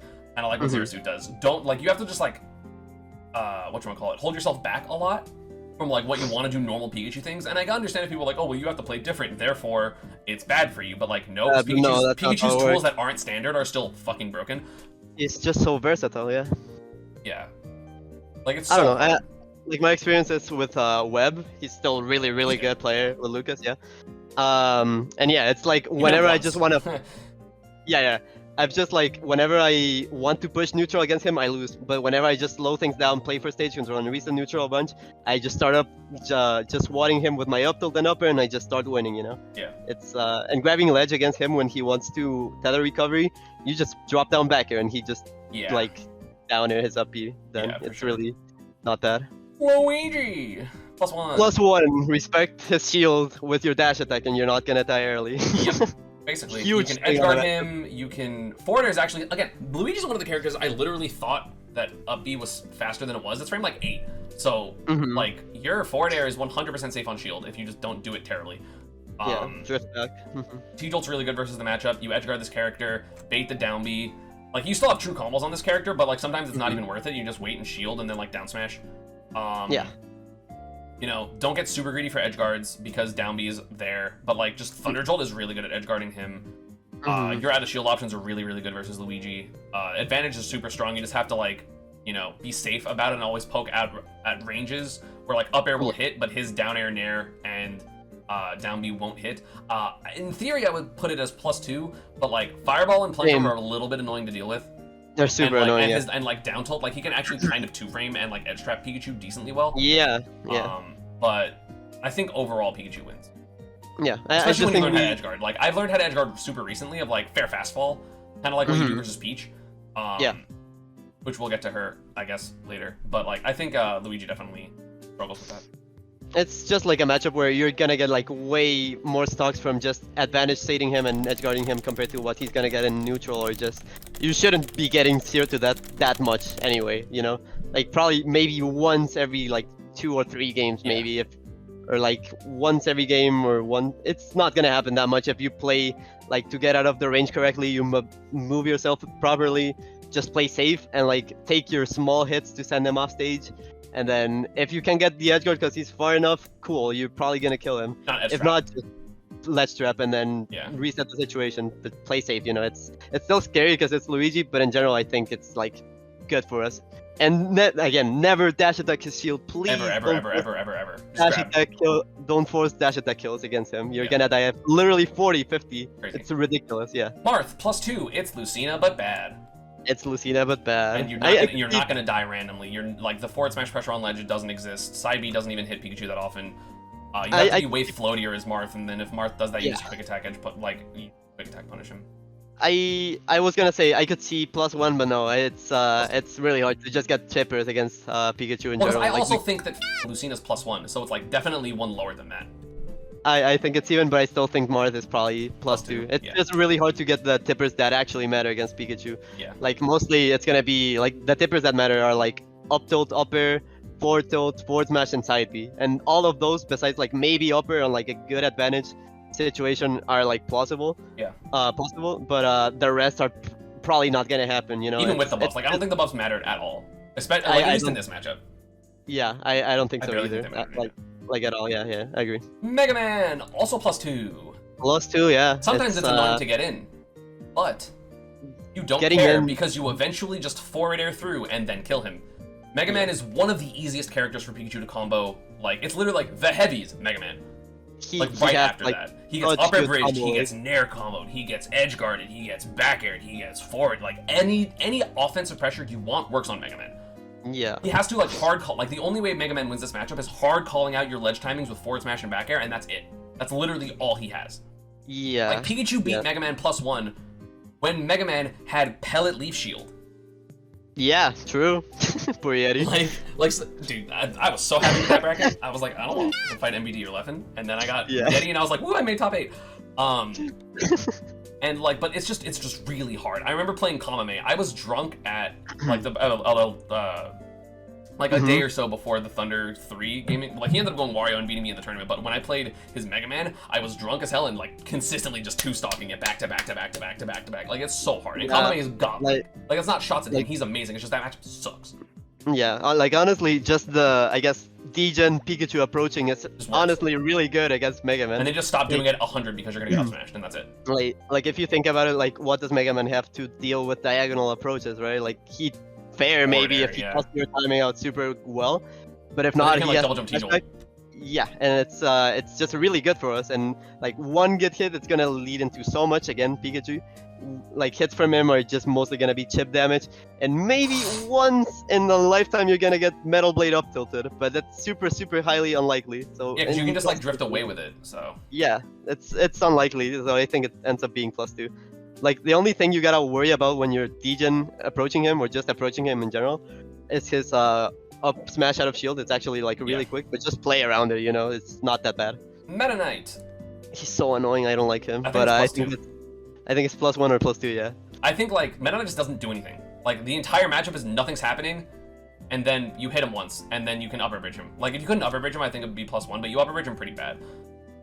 Yeah. So you like combo him. He's round, so he doesn't fall out of nair loops. He's kind of nice to combo, actually. He's really nice to combo, and then like he's gonna downer camp you the whole time. But like he downer camps you, you can either thunder it, wait, and thunder jolt, do nothing, or you can even just like up air it, like just jump double jump up air. Yeah. And like even though you're not gonna get a ton of damage, you're gonna just hit him over and over and over again. The edge guarding is kind of annoying sometimes because nair and back air and tornado were all very good when Pikachu's off stage. Yeah. But like, so it's ours. And ledge trapping, especially against Meta Knight, I think it's really good. Yeah. Also, one thing I do want to say, just in general, Dimensional Cape is broken. I hate that Dimensional Cape. Good. It's so under-talked about, but yeah, it's like a mediocre character, so it's not that big of a deal. I just think like you don't even get comboed to like death unless you're like literally 0. I don't think because you can always just like SDI away and Pikachu's small enough where it doesn't get hit. Yeah, SDI away. You drop out of uppy a lot. Exactly. Your hits just do so much more. Yeah, it's what it comes down to. Like you said, he's just air camping you. You have tools to set up like a trapping his landing. You know, it's not bad at all. And if you like punish him once, you're gonna get like way more damage than he's gonna get from just like punishing you once with an aerial. You know, like unless he gets like nair, dash attack, up air, like a super specific percent. Like otherwise, it's just gonna like hit you once. Okay, let me air camp again, and yeah, that's basically a match. It's slow, that's why I don't like it, and his frame data is kind of annoying, but that's basically a matchup. Yeah. Mewtwo. It's either +1 or +2. I'm not sure. What do you think?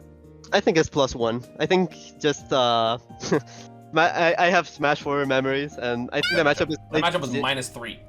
Yeah, the matchup was bad. I think it was impossible. Yeah. Like I started developing, like I'm gonna perfect pivot, shield, and then back air their things because it has more range than nair. Like if that was the level of that's how I hit Mewtwo, that matchup sucked.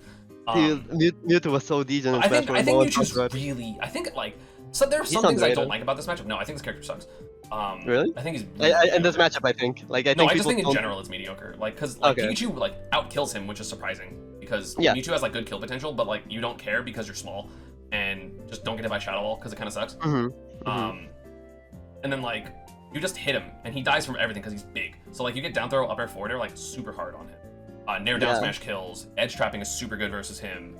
Because like all you have to do is look out for like the double jump backwards teleport, and if you do that, they're going to swing forward tilt. So then you just wait for the forward tilt and then you quick attack it. Yeah. Like every time. Like I think it's really easy. Yeah, it's one of the matchups where you get one thing, you get so much. I'm putting it in a +2. Mewtwo just. It's fine, yeah. Like it's hard just +2, but Shadow Ball is good. Like it's good enough in my opinion to like make it not that bad for Mewtwo, and then Mewtwo just has like really he has solid damage output, but his hitboxes and just matching Pikachu's mobility and what he gets off of one random hit is not enough at all. like I want to compare it to Samus because obviously those are somewhat analogous characters. Yeah, they're but similar. the thing is, Samus has harder. a better recovery, better disadvantage by a lot, Yeah. and gets more damage off of her projectile. Whereas Mewtwo only really gets combos off of Shadow Ball if it's a tiny Shadow Ball or it's very low percent. Yeah. But Mewtwo's disadvantage sucks. Yeah, like it's not good. Like, you hit him, you just keep hitting him forever. Game. Yeah, he's terrible in disadvantage. Terrible on ledge, terrible at landing. It's really, really bad. I just think like sometimes he just gets some Shadow Ball setups or some pressure on the corner against you and you die like really early. I don't think I've ever got hit by anything on the corner if I tried to quick attack except Shadow Ball. But if they don't have Shadow Ball, I just quick attack. Like I've gotten Shadow Ball grabbed or like Shadow Ball just cancel it, run up grab, stuff like that as a mix-up. But still, like, probably shouldn't happen at all. It's just me not having enough experience in the matchup, and yeah, it sounds like it's -2 in general. Pikachu Busted.